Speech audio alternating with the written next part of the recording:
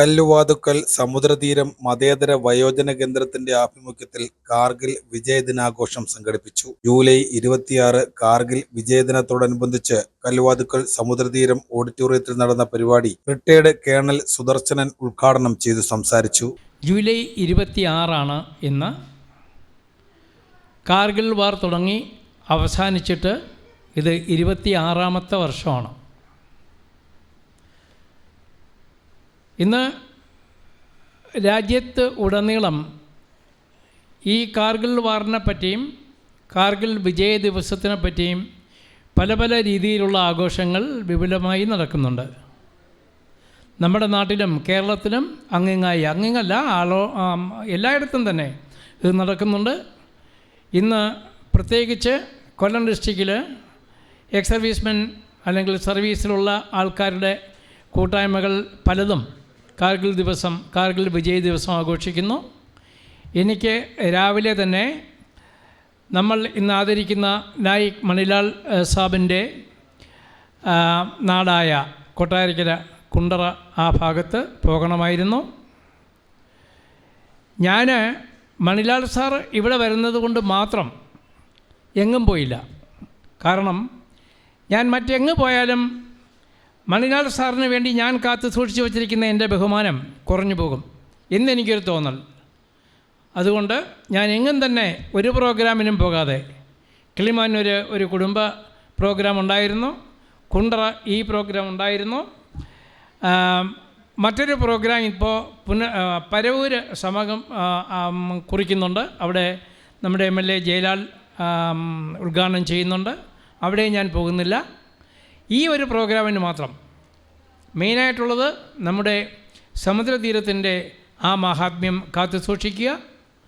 അവിടെ ആദരം ഏറ്റുവാങ്ങാനെത്തുന്ന നായിക് മണിലാൽ സാബിനെ അതേ വിലയോടുകൂടി എല്ലാ ആദരവോടും കൂടി ആദരിക്കുക എന്നുള്ള ആ ഒരു ആഗ്രഹം മനസ്സിൻ്റെ. അതുകൊണ്ടാണ് ഞാൻ ഇന്ന് നിങ്ങളുടെ മുമ്പിൽ നിൽക്കുന്നത്. കാർഗിൽ വാർ അല്ലെങ്കിൽ കാർഗിൽ യുദ്ധം എന്ന് പറയുന്നത് ഒരു ചെറിയ സെൻറ്റൻസിലോ ഒരു കൊച്ചു പാഠ പുസ്തകത്തിലോ അല്ലെങ്കിൽ ഒരു വലിയ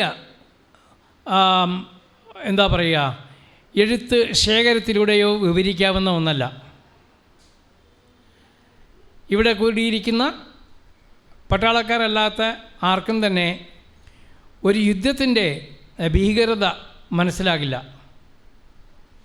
എനിക്കും അത്രയൊന്നും മനസ്സിലായിട്ടില്ല. എന്നാൽ ഇന്ന് നമ്മുടെ ആദരവ് ഏറ്റുവാങ്ങാൻ വന്നിരിക്കുന്ന നായിക് മണിലാൽ സാബിന് അതിൻ്റെ തീവ്രത വളരെയധികം തീവ്രതയോടുകൂടി തന്നെ മനസ്സിലാക്കിയിട്ടുള്ളൊരു മഹത് വ്യക്തിയാണ്. അപ്പോൾ കാർഗിൽ വാർ എന്ന് പറയുന്നത് ഒരു ചെറിയ വിഷയമല്ല, ഒരു വലിയ വിഷയമാണ്. ആ വിഷയത്തിൽ രാജ്യങ്ങളുടെ, 2 രാജ്യങ്ങളുടെ മാത്രമല്ല പല രാജ്യങ്ങളുടെ ഇൻവോൾവ്മെൻറ്റ് ഉണ്ടായിട്ടുള്ള ഒരു സംഭവമാണ്. 1947 സ്വാതന്ത്ര്യം കിട്ടി. അതിനുശേഷം ഒരു രാജ്യം നമ്മൾ ഉണ്ടാക്കി കൊടുത്തു, പാകിസ്ഥാൻ. എത്രയും പെട്ടെന്ന് തന്നെ 1948 അവർ ഒരു യുദ്ധത്തിന് തയ്യാറായി വന്നു, നമ്മുടെ ഭാരതത്തിനോട് യുദ്ധം ചെയ്തു. 48 കഴിഞ്ഞു. പിന്നീട് വന്നത് 62 ചൈനയാണ്. ചൈന പിന്നെ നമുക്ക് പാകിസ്ഥാനോട് കമ്പയർ ചെയ്യാൻ അല്ലെങ്കിൽ ഊഹിപ്പിക്കാൻ സാധിക്കത്തില്ല, അത് മറ്റൊരു രാജ്യമാണ്. പക്ഷേ പാകിസ്ഥാൻ മറ്റൊരു രാജ്യമല്ല, അത് നമ്മുടെ ഭാരതത്തിൻ്റെ ഭാഗമായിരുന്നു. അതിനുശേഷം 65 വീണ്ടും പാകിസ്ഥാൻ നമ്മോട് യുദ്ധം ചെയ്തു. പിന്നെ 1971 അതിഗംഭീരമായ ഒരു യുദ്ധമുണ്ടായി. അതോടുകൂടി ഈസ്റ്റ് പാകിസ്ഥാൻ എന്ന പാകിസ്ഥാൻ്റെ ഭാഗം ബംഗ്ലാദേശ് എന്നൊരു ഭാഗമായി മാറി. അവിടെയും പാകിസ്ഥാനായിരുന്നു വില്ലൻ. അങ്ങനെ അതിനുശേഷം ഒരു സിംല കരാറുണ്ടായി. ആ സിംല കരാറിൽ നമ്മൾ യുദ്ധങ്ങളെ എങ്ങനെ പരിമിതിപ്പെടുത്തണമെന്നും യുദ്ധം എന്തുകൊണ്ടുണ്ടായിക്കൂടാ എന്നും ഉള്ള കാര്യങ്ങൾ ചർച്ച വന്നു. നമുക്ക് ആ സിംല കരാറിന് ശേഷം നമ്മുടെ പ്രിയപ്പെട്ട പ്രധാനമന്ത്രി ലാൽ ബഹദൂർ ശാസ്ത്രി നഷ്ടമായി. അതും കഴിഞ്ഞ് ഇങ്ങനെ ഇരുന്ന കാലഘട്ടങ്ങൾ കഴിഞ്ഞു, വർഷങ്ങൾ കഴിഞ്ഞു, അങ്ങോട്ടും ഇങ്ങോട്ടും നീ ഞാൻ എന്നൊക്കെ കാര്യങ്ങളൊക്കെ പറഞ്ഞു വന്നിട്ട് 1998 ഫെബ്രുവരിയിൽ അടൽ ബിഹാരി വാജ്പേയി നമ്മുടെ പ്രധാനമന്ത്രി, അവിടെ നവാബ് ഷെരീഫ് പ്രധാനമന്ത്രി കാര്യങ്ങൾ ഒരുപാട് ചർച്ച ചെയ്തു. ഫെബ്രുവരിയിൽ നമ്മൾ സൗഹൃദത്തിൻ്റേതെന്ന് പറഞ്ഞ് ഒരു ബസ് അങ്ങോട്ടും ഇങ്ങോട്ടും യാത്ര തുടങ്ങാനുള്ള എല്ലാ കാര്യങ്ങളും ഉണ്ടാക്കി യാത്ര തുടങ്ങി. ആ യാത്ര ചെന്ന് അവസാനിക്കുമ്പോൾ ആ വണ്ടിയിൽ നിന്ന് ആദ്യമായി ഇറങ്ങുന്നത് അടൽ ബിഹാരി വാജ്പേയിയാണ്. അദ്ദേഹത്തിനെ സ്വീകരിക്കാൻ നവാബ് ഷെരീഫ് ഉണ്ടായിരുന്നു. വളരെ സൗഹാർദ്ദപരമായും വളരെ ഗംഭീരമായി സ്വീകരിച്ചു. അടൽ ബിഹാരി വാജ്പേയിയുടെ കവിത്വം ഉൾക്കൊള്ളുന്ന വരികളിലൂടെ അദ്ദേഹം രാജ്യത്തിൻ്റെ മഹാത്മ്യങ്ങൾ സംസാരിച്ചു. അപ്പോഴെല്ലാം അവിടെ ഒരാളിനെ നമ്മളെല്ലാവരും ആ അന്നത്തെ കാലഘട്ടം മിസ് ചെയ്തു. അതായിരുന്നു അന്നത്തെ Pakistan chief of army staff Pervez Musharraf. അദ്ദേഹം വളരെ കർത്തവ്യത്തോടു കൂടി അവിടെ കാണേണ്ട ഒരു മനുഷ്യനായിരുന്നു. പക്ഷേ അദ്ദേഹം അവിടെ ഉണ്ടായിരുന്നില്ല. അദ്ദേഹം എവിടെയെന്നോ എങ്ങനെയാണെന്നോ ആർക്കും തന്നെ അറിഞ്ഞില്ല. എന്നാൽ അമേരിക്കയുടെ ഭരണകർത്താവ് അന്ന് ക്ലിൻ്റൺ സാർ, അദ്ദേഹത്തിൻ്റെ ഇൻ്റലിജൻസുകാർക്ക് പർവേസ് മുഷാരഫ് എന്ത് ചെയ്യുകയാണ് എന്നുള്ള വിവരം കുറച്ച് അദ്ദേഹത്തിന് കൊടുത്തിരുന്നു. ആ സമയത്ത് പർവേസ് മുഷാരഫും അദ്ദേഹത്തിൻ്റെ കീഴിലുള്ള മറ്റ് 3 ജനറൽ റാങ്കിലുള്ള ഓഫീസേഴ്സും എവിടെയോ, അതായത് കാർഗിൽ യുദ്ധം നടന്ന ആ സമീപ പ്രദേശങ്ങളിൽ എവിടെയോ ഒരു ബങ്കറിൽ ഇരുന്ന് എങ്ങനെ നമ്മളുടെ ലൈൻ ഓഫ് കൺട്രോൾ, അതിർത്തി രേഖയ്ക്ക് അടുത്തോ അത് മറികടന്നോ ഭാരതത്തിനെ ശല്യപ്പെടുത്താം എന്ന് ആലോചിച്ച് ഉറപ്പിക്കുകയായിരുന്നു. അങ്ങനെ ആലോചിച്ച് ഉറപ്പിച്ച ഒരു ഗൂഢാലോചനയുടെ ഫലമായിട്ടാണ് 1999 മെയ് 3 കാർഗിൽ വാർ സ്റ്റാർട്ട് ചെയ്യാനുള്ള എല്ലാ സ്ഥിതിഗതികളും ഉണ്ടായത്. അത് വളരെ കുറച്ച് പേർക്ക് മാത്രമേ അറിവുള്ളൂ. ഗൂഢാലോചനയുടെയും വഞ്ചനയുടെയും തിക്ത അനുഭവമാണ് കാർഗിൽ വാർ. മെയ് 3 അവരുടെ, അതായത് ഈ നമ്മുടെ ഇന്ത്യയുടെ വടക്കൻ പ്രദേശങ്ങൾ, വടക്ക് പടിഞ്ഞാറൻ പ്രദേശത്തെ ഭൂപ്രകൃതി അവിടെ സർവീസ് ചെയ്തിട്ടുള്ള ആൾക്കാർക്ക് മാത്രമേ അറിയാൻ സാധിക്കുള്ളൂ. അത് വളരെയധികം ആധികാരികതയോടെ പറയാൻ സാധിക്കുന്ന വ്യക്തിയാണ് നായിക് മണിലാൽ. അദ്ദേഹം അവിടെ വളരെ നാളുകൊണ്ടായിരുന്നു. ദ്രാസ് എന്ന് പറയുന്ന ഏരിയയിൽ, കാർഗിൽ എന്ന് പറയുന്ന ഏരിയയിൽ, അവിടെ ഡോലാലിംഗ് എന്ന് പറയുന്നൊരു സ്ഥലമുണ്ട്, ഒരു ഹൈറ്റുണ്ട്, പർവ്വതമുണ്ട്. അവിടെയൊക്കെ ഇദ്ദേഹത്തിൻ്റെ സാന്നിധ്യം ഉണ്ടായിരുന്നു. ആ സ്ഥലങ്ങളെപ്പറ്റി വിവരിക്കാൻ വളരെ പാടാണ്. നമ്മൾക്ക് ഫോർ എക്സാമ്പിൾ ഇപ്പോൾ ഇവിടുത്തുകാർക്കൊക്കെ അറിയാം, നമ്മൾ കല്ലുവാക്ക് നിന്ന് നടയ്ക്കൽ ഭാഗത്തൂടെ ആ കൊട്ടാരക്കരയ്ക്ക് പോവുകയാണെങ്കിൽ കുറച്ചങ്ങോട്ട് കഴിയുമ്പോൾ ഇടതു ഭാഗത്ത് വളരെ താഴ്വരകളോട് കൂടിയ പ്രദേശങ്ങൾ, ഞാൻ വളരെ കുറച്ച് ആ ഭാഗത്ത് പോയിട്ടുള്ളൂ എങ്കിൽ കൂടി ഞാൻ കാണുമ്പോൾ ഹോ എന്ന് ഞാനിങ്ങനെ പറയാറുണ്ട്. പക്ഷേ ഈ ഹോ എന്ന് പറയുന്ന ഈ സ്ഥലം ആ പ്രദേശങ്ങളിൽ ഒരു കൊച്ചു നീർച്ചാല് പോലെയാണ്. ഇത് നീർച്ചാലാണെങ്കിൽ അവിടുത്തെ പർവ്വത ശിഖരങ്ങൾ എങ്ങനെയായിരിക്കും, അവിടുത്തെ താഴ്വരകൾ എങ്ങനെയായിരിക്കും എന്ന് നിങ്ങളോട് പറഞ്ഞ് മനസ്സിലാക്കാൻ ഞാൻ അശക്തനാണ്. എന്തായാലും അങ്ങനെയുള്ള ആ ഒരു ഭാഗത്ത് നമ്മൾക്കുള്ള കമ്മ്യൂണിക്കേഷൻ ഏരിയ എന്ന് പറയുന്നത് നാഷണൽ ഹൈവേ 1 ആണ്. ആ നാഷണൽ ഹൈവേ 1 എന്ന് പറയുന്നത് ശ്രീനഗറിൽ നിന്നും ലേ ലഡാക്ക് ഏരിയയിലേക്ക് നമുക്കുള്ള സുഗമമായ ഒരു കമ്മ്യൂണിക്കേറ്റിംഗ് പാത്താണ്, ഒരു വഴിയാണ്. ആ നാഷണൽ ഹൈവേയെ എങ്ങനെയെങ്കിലും ഫോക്കസ് ചെയ്യാൻ സാധിച്ചാൽ ഇന്ത്യയെ, ജമ്മു കാശ്മീർ എന്ന് പറയുന്ന ആ ഭാഗത്തിനെ ഒറ്റപ്പെടുത്തി മാറ്റാൻ പാകിസ്ഥാന് കഴിയും. അതിനെ എങ്ങനെ സാധിക്കും എന്നുള്ള തയ്യാറെടുപ്പായിരുന്നു അന്ന് പർവേസ് മുഷാരഫ് അദ്ദേഹത്തിൻ്റെ 2-3 ജേർണലിസ്റ്റുമാരുമായിട്ട് ചർച്ച ചെയ്തത്. ഈ മെയ് 3, 1999 മുമ്പ് തന്നെ അവരുടെ ബങ്കർ എന്ന് പറയുന്ന കൊച്ചു കൊച്ചു കുഴികളാണ്, കൊച്ചു കൊച്ചു ഏരിയാസാണ്.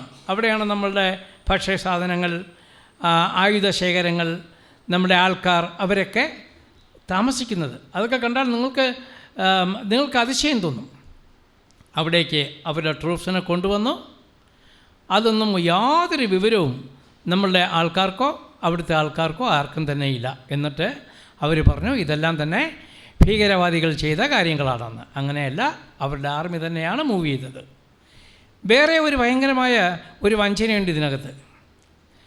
നമ്മൾ ഇവിടെ സുഖകരമായിട്ട് താമസിക്കുമ്പോൾ നോർത്ത് ഇന്ത്യയിൽ ഈ പറഞ്ഞ ഭാഗങ്ങളിലെ സമ്മർ, പീക്ക് സമ്മർ, ഏറ്റവും ചൂട് കൂടിയ അവസരങ്ങൾ, അതായത് 50-55 ഡിഗ്രി സെൽഷ്യസ് ഈ ഭാഗങ്ങളിലുള്ളപ്പോൾ അവിടെ മാക്സിമം എത്തുന്നത് 25 ഡിഗ്രി വരെയാണ്. എന്നാൽ തണുപ്പ് കാലത്ത് അത് നേരെ തിരിച്ചാവും. -25, 30, 40 ഡിഗ്രി വരെ തണുപ്പുണ്ടാകും. ഈ തണുപ്പ് ഉണ്ടാകുന്ന സമയത്ത് അങ്ങേപ്പുറവും ഇങ്ങേപ്പുറവും കാത്തു സൂക്ഷിക്കുന്ന, അല്ലെങ്കിൽ സൗഹാർദ്ദപരമായി കാത്തു സൂക്ഷിക്കുന്ന ആ പട്ടാളക്കാർ തങ്ങളിൽ ചെറിയ അൺറിട്ടൺ എഗ്രിമെൻ്റ് ഉണ്ട്, പറയാത്ത, അല്ലെങ്കിൽ അതിനൊരു പ്രസക്തിയില്ലാത്ത ഒരു എഗ്രിമെൻ്റാണ്. അവർ പറയും ഓക്കെ, നിങ്ങൾ നിങ്ങളുടെ ഏരിയയിലേക്ക് പൊയ്ക്കോളൂ, ഞങ്ങൾ ഞങ്ങളുടെ ഏരിയയിലേക്ക് പോകാം, ഈ തണുപ്പ് കാലത്ത് നമ്മൾ ആരെയും ആക്രമിക്കില്ല. അങ്ങനെ ഒരു ഏരിയയിൽ കൂടെ അങ്ങനെ ഇരിക്കുന്ന ആ അവസരത്തിലാണ് മെയ് മാസം ഈ മൂവ്മെൻ്റ് എല്ലാം കഴിഞ്ഞ് ആൾക്കാരവിടെ പാകിസ്ഥാനികൾ സജ്ജമായിരിക്കുന്ന സമയത്താണ് നമ്മൾ അവിടെ പെട്രോളിംഗ് എന്ന് പറയും, പോകാനായിട്ട്, നോക്കാനായിട്ട്, അവിടെ എന്തെങ്കിലും പ്രശ്നമുണ്ടോ അത് നോക്കാനായിട്ട് നമ്മളുടെ ഇൻഫൻട്രിയുടെ ഒരു ഓഫീസർ അദ്ദേഹത്തിൻ്റെ ജവാന്മാരുമായിട്ട്, ആ ഓഫീസറുടെ പേരാണ് സൗരവ് കാലിയ, ക്യാപ്റ്റൻ. അദ്ദേഹം പോകുമ്പോൾ എല്ലായിടത്തും ഏജൻറ്റുമാരുണ്ട്. അതിലുള്ള ഒരു ആട്ടിടയൻ, ഒരു ഏജൻറ്റ് ക്യാപ്റ്റൻ സൗരവ് ഗാംഗുലിയുടെ അടുത്ത് വന്ന് പറഞ്ഞു, സർ, ചില മൂവ്മെൻറ്റ്സ് ഞാൻ കണ്ടു, എൻ്റെ ഒരു ബൈനാക്കുലറുണ്ട്, ഞാൻ ആടിനെ നഷ്ടപ്പെട്ട് നോക്കിയപ്പോൾ ആടിന് പകരം ഞാൻ ആൾക്കാരെയാണ് കാണുന്നത്, പാകിസ്ഥാൻ യൂണിഫോം ഇട്ട പട്ടാളക്കാരെയാണ് കാണുന്നത്. അങ്ങനെ ആ ഇൻഫർമേഷൻ കൊടുത്തു. കാലിയ ആ കാര്യം തൻ്റെ ഉയർന്ന ഓഫീസേഴ്സിനെ അറിയിച്ചു. തിങ്സുകൾ അങ്ങനെ അങ്ങോട്ടങ്ങ് മുമ്പോട്ട് പോയി. പക്ഷേ ആ സമയത്ത് കാലിയെയും ഈ 6-7 ജവാന്മാരെയും പാകിസ്ഥാൻകാർ തടവുകാരാക്കി അവരെ കൊണ്ടുപോയി. അപ്പോഴേക്കും നമ്മളുടെ യുദ്ധത്തിൻ്റെ സ്റ്റാർട്ടിങ് ആയിക്കഴിഞ്ഞു. ഇന്ത്യയുടെ ജനറൽ അന്ന് ജനറൽ BP മല്ലിക് സാറായിരുന്നു. വാട്ട് എവർ ബി, യുദ്ധം തുടങ്ങി. ഈ കൊണ്ടുപോയ കാലിയെയും അദ്ദേഹത്തിൻ്റെ 6-7 ജവാന്മാരെയും വളരെ വികൃതമാക്കി കൊന്നു. 16 ജൂണിന് അവരുടെ ബോഡി കൊണ്ടുവന്ന് അവിടെയൊക്കെ സ്പ്രെഡ് ഓവർ ചെയ്തിരുന്നു. അവിടെ വിരിച്ചിട്ടിട്ട് പോയി അവർ. അത്ര ദുഷ്ടതരങ്ങൾ കാണിച്ചുകൊണ്ടാണ് കാർഗിൽ വാറിൻ്റെ ആരംഭം. വളരെയധികം നാശനഷ്ടങ്ങൾ ഉണ്ടായി ഇന്ത്യക്കും പാകിസ്ഥാനും. നമുക്ക് 527 നമ്മളുടെ പട്ടാളക്കാർ നഷ്ടപ്പെട്ടു. ഒഫീഷ്യൽ ന്യൂസാണത്, വാർത്തയാണ്. ബാക്കി എത്രയെന്ന് ദൈവത്തിനെ അറിയാവൂ. എങ്കിൽ കൂടി വളരെയധികം കഷ്ടതകൾ അനുഭവിച്ചു. അങ്ങനെ നീങ്ങി കാർഗിൽ വാർ ജയിച്ചതായും തീർന്നതായും 26 ജൂലൈയിൽ ഡിക്ലെയർ ചെയ്തു. അങ്ങനെയാണ് കാർഗിൽ വാർ വിജയ ദിവസമായി നമ്മൾ ആഘോഷിക്കുന്നത്. നമ്മൾ ഇന്നിവിടെ സുഖകരമായി ഇരുന്ന് ഇതൊക്കെ കേൾക്കാനും കാണാനുമൊക്കെ ഉള്ള സാഹചര്യമുണ്ടാക്കിയ ഒരു വലിയ ധീരനാണ് നമ്മളുടെ ഈ സഭയിൽ ഇന്നുള്ളത്, നായിക് മണിലാൽ. അദ്ദേഹത്തിന് നഷ്ടമായിരിക്കുന്നത് നമ്മൾക്ക് നഷ്ടമാകാത്തതാണ്. അദ്ദേഹത്തിൻ്റെ ഒരു കാലാണ് നഷ്ടമായിരിക്കുന്നത്. അത് ഈവൻ നഖം വെട്ടുമ്പോൾ അതിൻ്റെ അറ്റത്തുനിന്നൊരു ചെറിയ ഒരു പോറലുണ്ടാകുമ്പോൾ നമ്മൾ വലിച്ചെടുക്കുന്ന കൈയുണ്ടല്ലോ, അപ്പോൾ ഒന്ന് ചിന്തിച്ച് നോക്കണം, അദ്ദേഹത്തിൻ്റെ കാലാണ് നഷ്ടമായിരിക്കുന്നത്. അത് പറയുമ്പോൾ ഒരു ചെറിയ ഒരു സെൻറ്റൻസ് പറയാനുള്ളത്, 1971 ബംഗ്ലാദേശ് ആ ഭാഗത്ത് യുദ്ധം നടക്കുന്ന സമയത്ത് നമ്മൾക്ക് ഒരു യങ് ഓഫീസർ ഉണ്ടായിരുന്നു. അദ്ദേഹത്തിൻ്റെ പേര് മേജർ ഇയാൻ കാഡിജോ എന്ന ഗോവാക്കാരനായിരുന്നു. അദ്ദേഹത്തിൻ്റെ കൂടെ ആ സമയത്തുണ്ടായിരുന്ന ഒരു ഡോക്ടർ, അവിടെ കൂടെ ഉള്ള ഡോക്ടറാണ്, അദ്ദേഹം ഉണ്ടായിരുന്നു. പോകുമ്പോൾ ഗ്രനേഡ് ബ്ലാസ്റ്റായിട്ട് അദ്ദേഹത്തിൻ്റെ വലത്തെ കാല് തുടയുടെ താഴെ ഭാഗം വെച്ച് ബ്ലാസ്റ്റായിട്ട് അങ്ങനെ കിടക്കുമ്പോൾ ആ കാലിൻ്റെ തുടയുടെ മേൽഭാഗത്തുള്ള തൊലി മാത്രം ബാക്കി, മാംസം വരെ തൂങ്ങുക. ഇയാൻ കാർഡിയോ കിടന്നു, ബോധം കെട്ടില്ല. അദ്ദേഹം ഡോക്ടറെ വിളിച്ച് പറഞ്ഞു, ഡോക്ടർ കമിയർ, ഇവിടെ വരൂ, എൻ്റെ ഈ തൊലി അങ്ങ് കണ്ടിച്ചു കളയുമെന്ന് പറഞ്ഞു. ഇത് നടന്ന സംഭവമാണ് കേട്ടോ. ആ ഓഫീസറുടെ അണ്ടറിൽ ഞാൻ വർക്ക് ചെയ്തിട്ടുണ്ട്, അക്നൂർ എന്ന് പറയുന്ന പാകിസ്ഥാൻ ഏരിയയിൽ. അത് പട്ടാളത്തിൻ്റെ 10 ഡീവാണ്. അദ്ദേഹം അതിൻ്റെ കമാൻഡൻ്റ് ആയിരുന്നു ആ കാലഘട്ടത്തിൽ. 1992 കാര്യമാണ് ഞാനീ പറയുന്നത്. നൗ ഈ ഡോക്ടർ പറഞ്ഞു, സോറി സാർ, ഞാനത് ചെയ്യില്ല. അയാൾ ഗൂർഖ റെജിമെൻറ്റിൻ്റെ ഓഫീസറാണ്. അവർക്ക് അവരുടെ കയ്യിൽ യുദ്ധം ചെയ്യാൻ വേണ്ടിയിട്ടൊരു പിച്ചാത്തിയുണ്ട്, ഇങ്ങനെ വളഞ്ഞിരിക്കുന്ന ഒരു കൂർക്കി എന്നാണ് അതിൻ്റെ പേര്. അദ്ദേഹം പെട്ടെന്ന് തൻ്റെ അരയിൽ നിന്നും ആ കൂർക്കി വലിച്ചെടുത്തു, തന്നെ ആ തൊലി കണ്ടിച്ചു കളഞ്ഞു, ആ കാല് ദൂരെ എടുത്ത് കളഞ്ഞു. എന്നിട്ട് അദ്ദേഹത്തിനെ പിന്നെ ഹോസ്പിറ്റലിലേക്ക് ഇവാക്യുവേറ്റ് ചെയ്തു. അദ്ദേഹം രക്ഷപ്പെട്ടു. ബട്ട് ആ കാലിന് പകരം കൃത്രിമ കാല് വെച്ച് അദ്ദേഹം സർവീസ് ചെയ്തു. അതും വളരെ കഷ്ടപ്പാടുള്ള സ്ഥലങ്ങളിലെല്ലാം വാളണ്ടിയർലി സർവീസ് ചെയ്തു. And he's A para jumper. വിമാനത്തിൽ നിന്ന് താഴേക്ക് ചാടി യുദ്ധം പരിശീലനം ചെയ്യാൻ ശീലിച്ചിട്ടുള്ള ഒരാളാണ് അദ്ദേഹം. ആസാൻ ഹിൽ എന്ന് പറയുന്ന അക്നൂർ ഏരിയയിലെ ഒരു വലിയ ഹില്ലിൽ നടന്ന് കയറുമായിരുന്നു, ഞങ്ങൾ കണ്ടിട്ടുണ്ട്.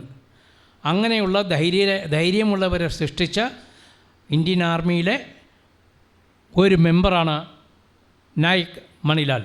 അഭിമാനത്തോടു കൂടി ഞാൻ പറയുകയാണ്. കാർഗിൽ യുദ്ധത്തിൽ ഒരു കാൽ നഷ്ടമായ ധീര ജവാൻ കൊട്ടാരക്കര താമരക്കുടി സ്വദേശി നായിക് ബി മണിലാലിനെ സമുദ്രതീരം കൂട്ടുകുടുംബത്തിന്റെ സ്നേഹാദരവ് നൽകി. 1999 പാകിസ്ഥാനെ തുരത്തി ഇന്ത്യയുടെ നഷ്ടപ്പെട്ട ഉയർന്ന ചെക്ക് പോസ്റ്റിന്റെ നിയന്ത്രണം ഏറ്റെടുക്കുന്നതിനിടെയാണ് കാർഗിൽ യുദ്ധത്തിൽ മണിലാലിന് വലതുകാൽ നഷ്ടമായത്. കാശ്മീരിലെ നൌഫാറയിൽ നിന്നും കാർഗിലിൽ പോയി പാകിസ്ഥാൻ കൈയടക്കിയ ഇന്ത്യൻ പോസ്റ്റ് തിരിച്ചുപിടിക്കുന്നതിനിടെ പാകിസ്ഥാന്റെ ബോംബാക്രമണത്തിലും വെടിവെപ്പിലുമാണ് മണിലാലിന്റെ വലതുകാൽ നഷ്ടപ്പെട്ടത്. 15 പേർ ഉൾപ്പെടുന്ന പ്ലാറ്റൂണിൽ മണിലാലിനൊപ്പം ഉണ്ടായിരുന്ന 3 പേർ അന്ന് വീരമൃത്യു വരിക്കുകയും ചെയ്തു. യുദ്ധത്തിൽ കാൽ നഷ്ടപ്പെട്ട നായിക് മണിലാൽ 2000 സർവീസിൽ നിന്നും ബോർഡ് ഔട്ടായി. ഒരു കാൽ നഷ്ടപ്പെട്ട് നാട്ടിലേക്ക് മടങ്ങി വന്ന മണിലാൽ ഇപ്പോൾ സാമൂഹ്യ പ്രവർത്തനങ്ങളിലും ജൈവ കൃഷിയിലും സജീവമാണ്. സമുദ്രതീരത്തിൽ എത്തിയ നായിക് ബി മണിലാൽ കാർഗിൽ യുദ്ധത്തിന്റെ ധീരസ്മരണകൾ സമുദ്രതീരം കൂട്ടുകുടുംബത്തിലെ അച്ഛനമ്മമാരുമായി പങ്കുവച്ചു. എൻ്റെ ജീവിതത്തിലെ ഏറ്റവും വലിയ ഒരു ആഗ്രഹം ആയിരുന്നു ഒരു യുദ്ധത്തിൽ പങ്കെടുക്കുക എന്നുള്ളത്. 19 വർഷം ഞാൻ ആർമിയിൽ സർവീസ് ചെയ്തു. ഈ 19 വർഷവും ഞാൻ ഫൈറ്റിംഗ് ഗ്രൂപ്പിൽ ആയിരുന്നു. എന്നും യുദ്ധം ചെയ്തുകൊണ്ടിരിക്കുന്ന ഒരാളായിരുന്നു ഞാൻ. എന്നുവെച്ചാൽ എനിക്ക് ആദ്യം കിട്ടുന്ന പോസ്റ്റിംഗ് എന്ന് പറയുന്നത് മിസോറാമായിരുന്നു. നിങ്ങൾക്കൊക്കെ അറിയാമല്ലോ, മിസോറാം നമ്മുടെ ഇന്ത്യയുടെ കിഴക്കേ അറ്റത്ത് കിടക്കുന്ന ഒരു ചെറിയ സംസ്ഥാനം. അന്ന് ഡാർലിംഗ എന്ന് പറഞ്ഞ ഒരാളുടെ നേതൃത്വത്തിലാണ് അവിടെ പ്രക്ഷോഭം ഉണ്ടായിരുന്നത്. ഞാൻ റിക്രൂട്ടിംഗ് ആയി ആദ്യത്തെ പോസ്റ്റിംഗ് എനിക്ക് അവിടെയാണ് കിട്ടിയത്. അറിയാമല്ലോ, എന്നെ പോലുള്ള ഒരു പുതിയ ശിപായി ആ പ്രദേശത്ത് കിട്ടിക്കഴിഞ്ഞാൽ 24 മണിക്കൂറും വർക്കറായിരിക്കും. എന്നുവെച്ചാൽ ഒരു ലീവിന് പോകുന്ന ഒരാളെ കൊണ്ടുവരണം എന്നുവെച്ചാൽ വെള്ളത്തിന് പോലും പ്രൊട്ടക്ഷൻ ഉണ്ടെങ്കിൽ മാത്രമേ ആ യൂണിറ്റിലേക്ക് വെള്ളം വരെ കിട്ടത്തുള്ളൂ. എന്നുവെച്ചാൽ ഈ തീവ്രവാദികളുടെ ഈ പ്രശ്നം, ഡാർലിംഗയുടെ നേതൃത്വത്തിലുള്ള ഈ തീവ്രവാദി പ്രശ്നം ആർമിയുടെ കാൺബായി പോകുന്ന സമയത്ത് മലയിൽ നിന്ന് കല്ലുരുട്ടി വണ്ടിക്കകത്തിടും. അന്നും അവരുടെ കയ്യിലും ഉണ്ടായിരുന്നു തോക്കുമൊക്കെ. അതിന് ഇവരെ നിയന്ത്രിക്കുന്നതെന്ന് വെച്ചാൽ ഇവർ ഈ മിജുകൾ എന്ന് വെച്ചാൽ ബ്രഹ്മയുടെ ആൾക്കാരാണ്, ബ്രഹ്മയുമായിട്ടുള്ള നല്ല സപ്പോർട്ടിരിക്കുന്നവരാണ്. ഇവർ കാട്ടിനകത്താണ് കൂടുതലും കഴിയുന്നത്. യവന്മാരിവിടെ വേലയൊക്കെ കാണിച്ച് നേരെ അങ്ങ് വനത്തിനകത്ത് പോകും. ഞങ്ങളുടെ ജോലി എന്ന് പറയുന്നത് കാട്ടിക്കിടക്കുന്നവനെ എല്ലാം പിടിച്ച് റോഡ് സൈഡിൽ കൊണ്ടുവന്ന് അവിടെ ഏർമാടം ഇഷ്ടം പോലെ തടി കിട്ടുന്നില്ല, ഏർമാടം ഉണ്ടാക്കി അവിടെ താമസിപ്പിക്കുക. അങ്ങനെയായി. അവസാനം അദ്ദേഹം മുഖ്യമന്ത്രിയായപ്പോൾ ആ പ്രശ്നം അവിടെ തൽക്കാലം നിന്നു. അത് കഴിഞ്ഞിട്ടാണ് പിന്നെ ബ്ലൂ സ്റ്റാർ ഓപ്പറേഷൻ,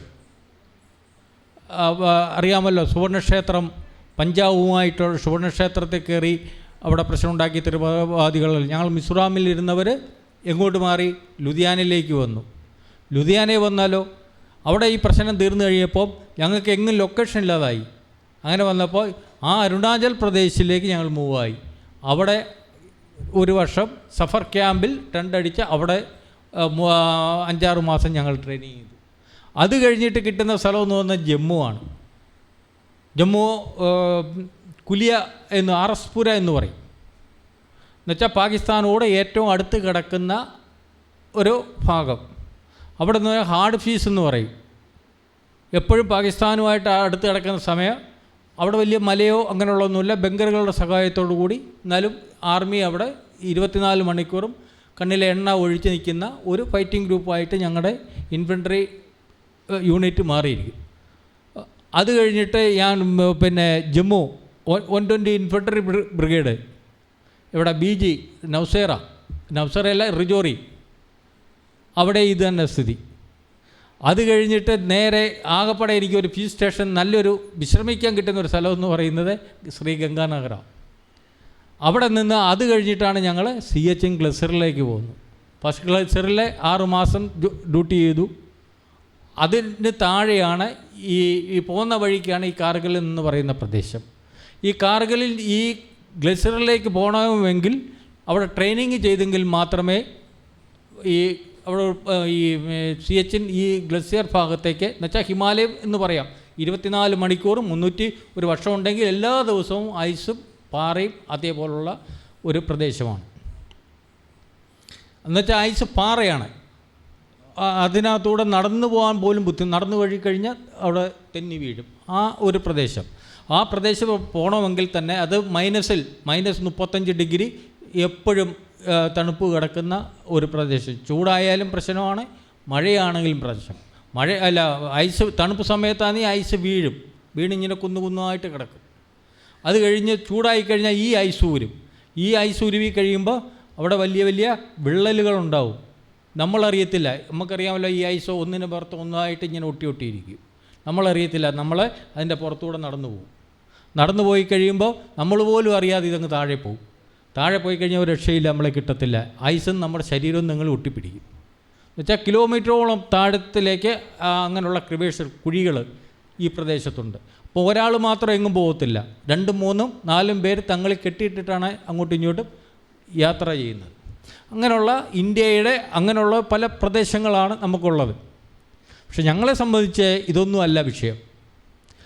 ഒരു ആർമി, ഒരു ജവാൻ, അവൻ സിപ്പായി ആയിക്കഴിഞ്ഞാൽ അവൻ പിന്നെ ഇന്ത്യൻ ഭരണഘടനയിലോ അവൻ വിശ്വസിക്കുന്ന മതത്തിൻ്റെ പുറത്തോ സത്യപ്രതിജ്ഞ ചെയ്താൽ അവൻ ഇന്ത്യയുമായിട്ടും നമ്മുടെ രാജ്യത്തിൻ്റെ സംരക്ഷണവും ജനങ്ങളുടെ സംരക്ഷണവുമാണുള്ളത്.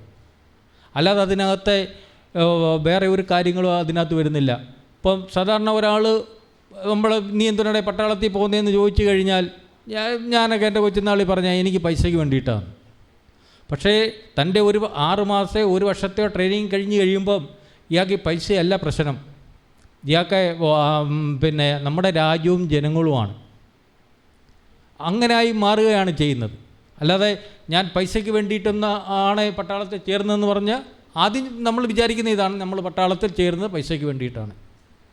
പക്ഷേ ഇയാളുടെ 6 മാസം ട്രെയിനിങ്ങും കഴിഞ്ഞ് 1 വർഷം ട്രെയിനിങ് കഴിഞ്ഞ് അടുത്ത പോസ്റ്റിലോട്ട് പോകുമ്പോൾ ആ ഒരു ജവാനായി കഴിഞ്ഞാൽ ഒരു ജവാൻ്റെ മനസ്സിലിരിക്കുന്നത് അവൻ്റെ രാജ്യവും ജനങ്ങളുമാണ്. അവൻ്റെ രാജ്യത്തിൻ്റെ അതിർത്തി സംരക്ഷിക്കുക എന്നുള്ളതാണ്. ഈ ആർമിയിൽ തന്നെ പല ഭാഗങ്ങളുണ്ട്. നമ്മളെ മേളിൽ ഞാനൊരു ശിപ്പായിയാണ്, സദാ ഒരു ജവാനാണ്. നമ്മുടെ മേളിൽ ഓഫീസേഴ്സുണ്ട്. ആ ഓഫീസേഴ്സിൻ്റെ കൺട്രോളിൻ പ്രകാരമാണ് ഞങ്ങളെപ്പോലുള്ളവർ പ്രവർത്തിക്കുന്നത്. ഇപ്പോൾ 71 നമ്മുടെ കേണൽ സാർ പറഞ്ഞു 71 യുദ്ധം നടന്നു. ആ 71 ഇന്ത്യയും ചൈനയും തമ്മിലുള്ള യുദ്ധമാണ് നടന്നത്. ആ നടന്ന സമയത്ത് നമ്മുടെ കയ്യിൽ വല്ലതും ഉണ്ടായിരുന്നോ? നമുക്ക് സ്വാതന്ത്ര്യമൊക്കെ കിട്ടിയ സമയത്താണ് നമ്മുടെ കയ്യിൽ യാതൊന്നുമില്ല. ഈ പോലീസുകാരുടെ ഇരിക്കുന്ന ഒരു 303 റൈഫിളും പോലീസുകാരുടെ ഇരിക്കുന്നത്, ആ റൈഫിളും 1 ടണും 3 ടണും എന്ന് പറയുന്ന ഒരു 3-4 വണ്ടിയേ ഉള്ളൂ. അത് വെച്ചാണ് നമ്മൾ ആ സമയത്ത് നല്ല ആയുധ ശേഖരവും നല്ല സാമ്പത്തിക ശേഷിയുമുള്ള സൈനികമായിട്ട് നമ്മൾ യുദ്ധം ചെയ്തത്. നമ്മൾ ആയിരക്കണക്കിന് ജവാന്മാർ അന്ന് അവിടെ മരിച്ചു. ഇന്നും അവർ പറയുന്നത്, അതായത് ഈ അരുണാചൽ പ്രദേശിൻ്റെ നൂമിസാമാരി വരെ അവർ കയറി വന്നു. പക്ഷേ റഷ്യ അന്ന് നമുക്ക് സപ്പോർട്ട് ചെയ്തുകൊണ്ട് അവർ തിരിച്ചുപോയി. ഇന്നും അവർ വാദിക്കുന്നത് അരുണാചൽ പ്രദേശിൻ്റെ നൂമിസാമാരി വരെയുള്ള പ്രദേശം അവരുടെയാണെന്നാണ് പറയുന്നത്. ഞങ്ങൾ പിടിച്ചടക്കിയ സ്ഥലം ഞങ്ങൾ തന്നേ പറ്റൂ. ഇന്നും അവർ സംസാരിച്ചുകൊണ്ടിരിക്കുക. അന്ന് നമ്മുടെ ബഹുമാനപ്പെട്ട പ്രധാനമന്ത്രി ജവഹർലാൽ നെഹ്റുവിന് ഒരു ഇതുണ്ടായിരുന്നു. എന്നുവെച്ചാൽ നമ്മളൊരു ശാന്തി രാഷ്ട്രമാണല്ലോ, ആരോടും വഴക്കിന് പോകുന്ന ഒരു രാജ്യമൊന്നും അല്ലല്ലോ. അതുകൊണ്ട് നമുക്കാരുടെ ഒന്നും വേണ്ട, നമുക്കാരുടെയോട്ട് ഒന്നും കൊടുക്കാനുമില്ല. പക്ഷേ കൊടുക്കാനില്ല എന്ന് പറയുന്നവർ ഒരു കാര്യം വിചാരിക്കണം, വേണ്ടുന്നവരുണ്ടെന്ന് വിചാരിക്കണം. അത് സംരക്ഷിക്കാനുള്ള വേണ്ടുന്ന കാര്യങ്ങൾ നമ്മുടെ കയ്യിൽ ഉണ്ടെങ്കിലേ നമ്മുടെ സമ്പത്തും അല്ലെങ്കിൽ നമ്മുടെ രാജ്യവും നിലനിൽക്കത്തുള്ളൂ എന്നുള്ളൊരു കാര്യം നമ്മുടെ ഭരണ നേതാക്കന്മാർ മറന്നുപോയി. അതിനുശേഷം ഇഷ്ടംപോലെ ആയുധങ്ങളും ഇഷ്ടംപോലെ അന്ന് നിലനിൽക്കുന്ന അത്യാധുനിക സജ്ജീകരണങ്ങളും ആയുധങ്ങളും എല്ലാം നമ്മൾ വിലയ്ക്ക് വാങ്ങിച്ച് നമ്മുടെ ആവശ്യം സാധിച്ചുകൊണ്ടിരുന്നതാണ്. അങ്ങനെയാണ് 71 യുദ്ധം നടക്കുന്നത്. ആ യുദ്ധത്തിലും നമ്മുടെ ജവാന്മാർ ഒത്തിരി മരിച്ചു. അന്ന് നമ്മുടെ ഇൻഫൻട്രിയാണ് മെയിനായിട്ട് നിന്ന് ചെയ്യുന്നത്. അന്ന് എയർഫോഴ്സോ നേവിയോ അങ്ങനെയുള്ള കാര്യങ്ങളൊന്നും അത്ര വലിയ ശക്തിയല്ല. ഇൻഫൻട്രി നമ്മുടെ ശക്തിയുടെ പുറത്താണ് നമ്മൾ യുദ്ധം ചെയ്ത് വിജയിക്കുന്നത്. നമ്മുടെ ആരോഗ്യത്തിൻ്റെ പുറത്താണ് നമ്മൾ യുദ്ധം ചെയ്ത് അന്നും 71 ഇന്ത്യയും പാകിസ്ഥാനുമായിട്ടുള്ള യുദ്ധ സമയത്ത് നമ്മളല്ല യുദ്ധം ചെയ്യാൻ പോയി, അവരാണ് ഇങ്ങോട്ട് വന്ന് നമ്മൾ ഉപദ്രവിച്ചത്. അതിന് ശേഷമാണ് നമ്മൾ അങ്ങോട്ട് ചെന്നത്. അതേപോലെ തന്നെ കാർഗിൽ, ഈ കാർഗിൽ പ്രദേശം എന്ന് പറയുന്നത് അതിസുന്ദരമായ ഒരു പ്രദേശമാണ്. ഈ കാണുന്നോണമല്ല, നമ്മൾ കേരളം പോലൊന്നുമല്ല. ജമ്മു കഴിഞ്ഞ് ശ്രീനഗറിലോട്ടൊക്കെ പോയി കഴിഞ്ഞാൽ എന്തൊരു സുന്ദരമായ പ്രദേശമോ. പാകിസ്ഥാൻകാർ വിചാരിക്കുന്ന ഒരു വികസനവും ഈ ജമ്മുവിലോ അതേപോലെ തന്നെ ഈ ശ്രീനഗറിലോ ഉണ്ടാവരുതെന്നാണ് അവരുടെ വിചാരം. എന്നുവെച്ചാൽ ഇത് അവരുടെ ഭാഗമാക്കി അവർക്ക് മാറ്റണം. ഇതാണ് അവരുടെ ഉദ്ദേശം. ഹരിസിംഗ് മഹാരാജാവ് ഇരുന്ന സമയത്ത് അദ്ദേഹം നമുക്ക് തന്നതാണ് ഈ പ്രദേശം, ഇന്ത്യയുടെ ഭാഗമായി അദ്ദേഹം ചേർന്നതാണ്. അന്ന് മുതലേ അവർ ഈ പ്രശ്നം ഉണ്ടാക്കിക്കൊണ്ടിരിക്കുക. സർദാർ വല്ലഭായ് പട്ടേൽ ആഭ്യന്തരമന്ത്രിയായിരിക്കുന്ന സമയത്ത് അവരുമായിട്ട് പാകിസ്ഥാനുമായിട്ട് യുദ്ധം ചെയ്ത് നമ്മൾ പ്രദേശം കീഴടക്കിയ പ്രദേശമാണ്. അതേപോലെ തന്നെ ഈ ലേ ലഡാക്ക്, ഇത് കഴിഞ്ഞിട്ട് കാർഗിൽ കഴിഞ്ഞ് ഈ ശ്രീനഗറും കഴിഞ്ഞ് കാർഗിലും കഴിഞ്ഞിട്ട് അങ്ങോട്ട് പോകുന്നതാണ് ലേ ലഡാക്ക്. ലേ ലഡാക്കും കഴിഞ്ഞിട്ട് സിയച്ചിൻ ക്ലസ്റ്ററിലോട്ട് പോകുന്ന കുറേ ഭാഗമുണ്ട്. കിലോമീറ്ററോളം കിടക്കുകയാണ്. ഈ പ്രദേശം ആരുടെയും അല്ലാതായി കിടന്നതാണ്, ആരുടെയല്ല. അത് പാകിസ്ഥാൻ്റെ അല്ല, ഇന്ത്യയുടെ അല്ലാതെ കിടന്ന പ്രദേശമാണ്. ഞാൻ ഈ പറഞ്ഞ സിയച്ചിൻ ക്ലസ്റ്റർ എന്ന് പറഞ്ഞാൽ ഹിമാലയത്തിൻ്റെ താഴ്വരയുടെ ഈ ഭാഗം ഏതാണ്ട് 16,000, 17,000, 18,000 അടി ഉയരത്തിൽ കിടക്കുന്ന പ്രദേശമാണ്. എനിക്ക് തോന്നുന്നു ഇന്ദിരാഗാന്ധിയുടെ സമയത്താണോ രാജീവ് ഗാന്ധിയുടെ സമയത്താണോ ഈ പ്രദേശം നമ്മൾ പിടിച്ചെടുത്തതാണ്. ഈ പ്രദേശം നമ്മുടെ ഇന്ത്യയുമായിട്ട് പിടിച്ചെടുത്ത ഒരു പ്രദേശമാണ് ഈ സിയച്ചിൻ മേഖല എന്ന് പറയുന്നത്.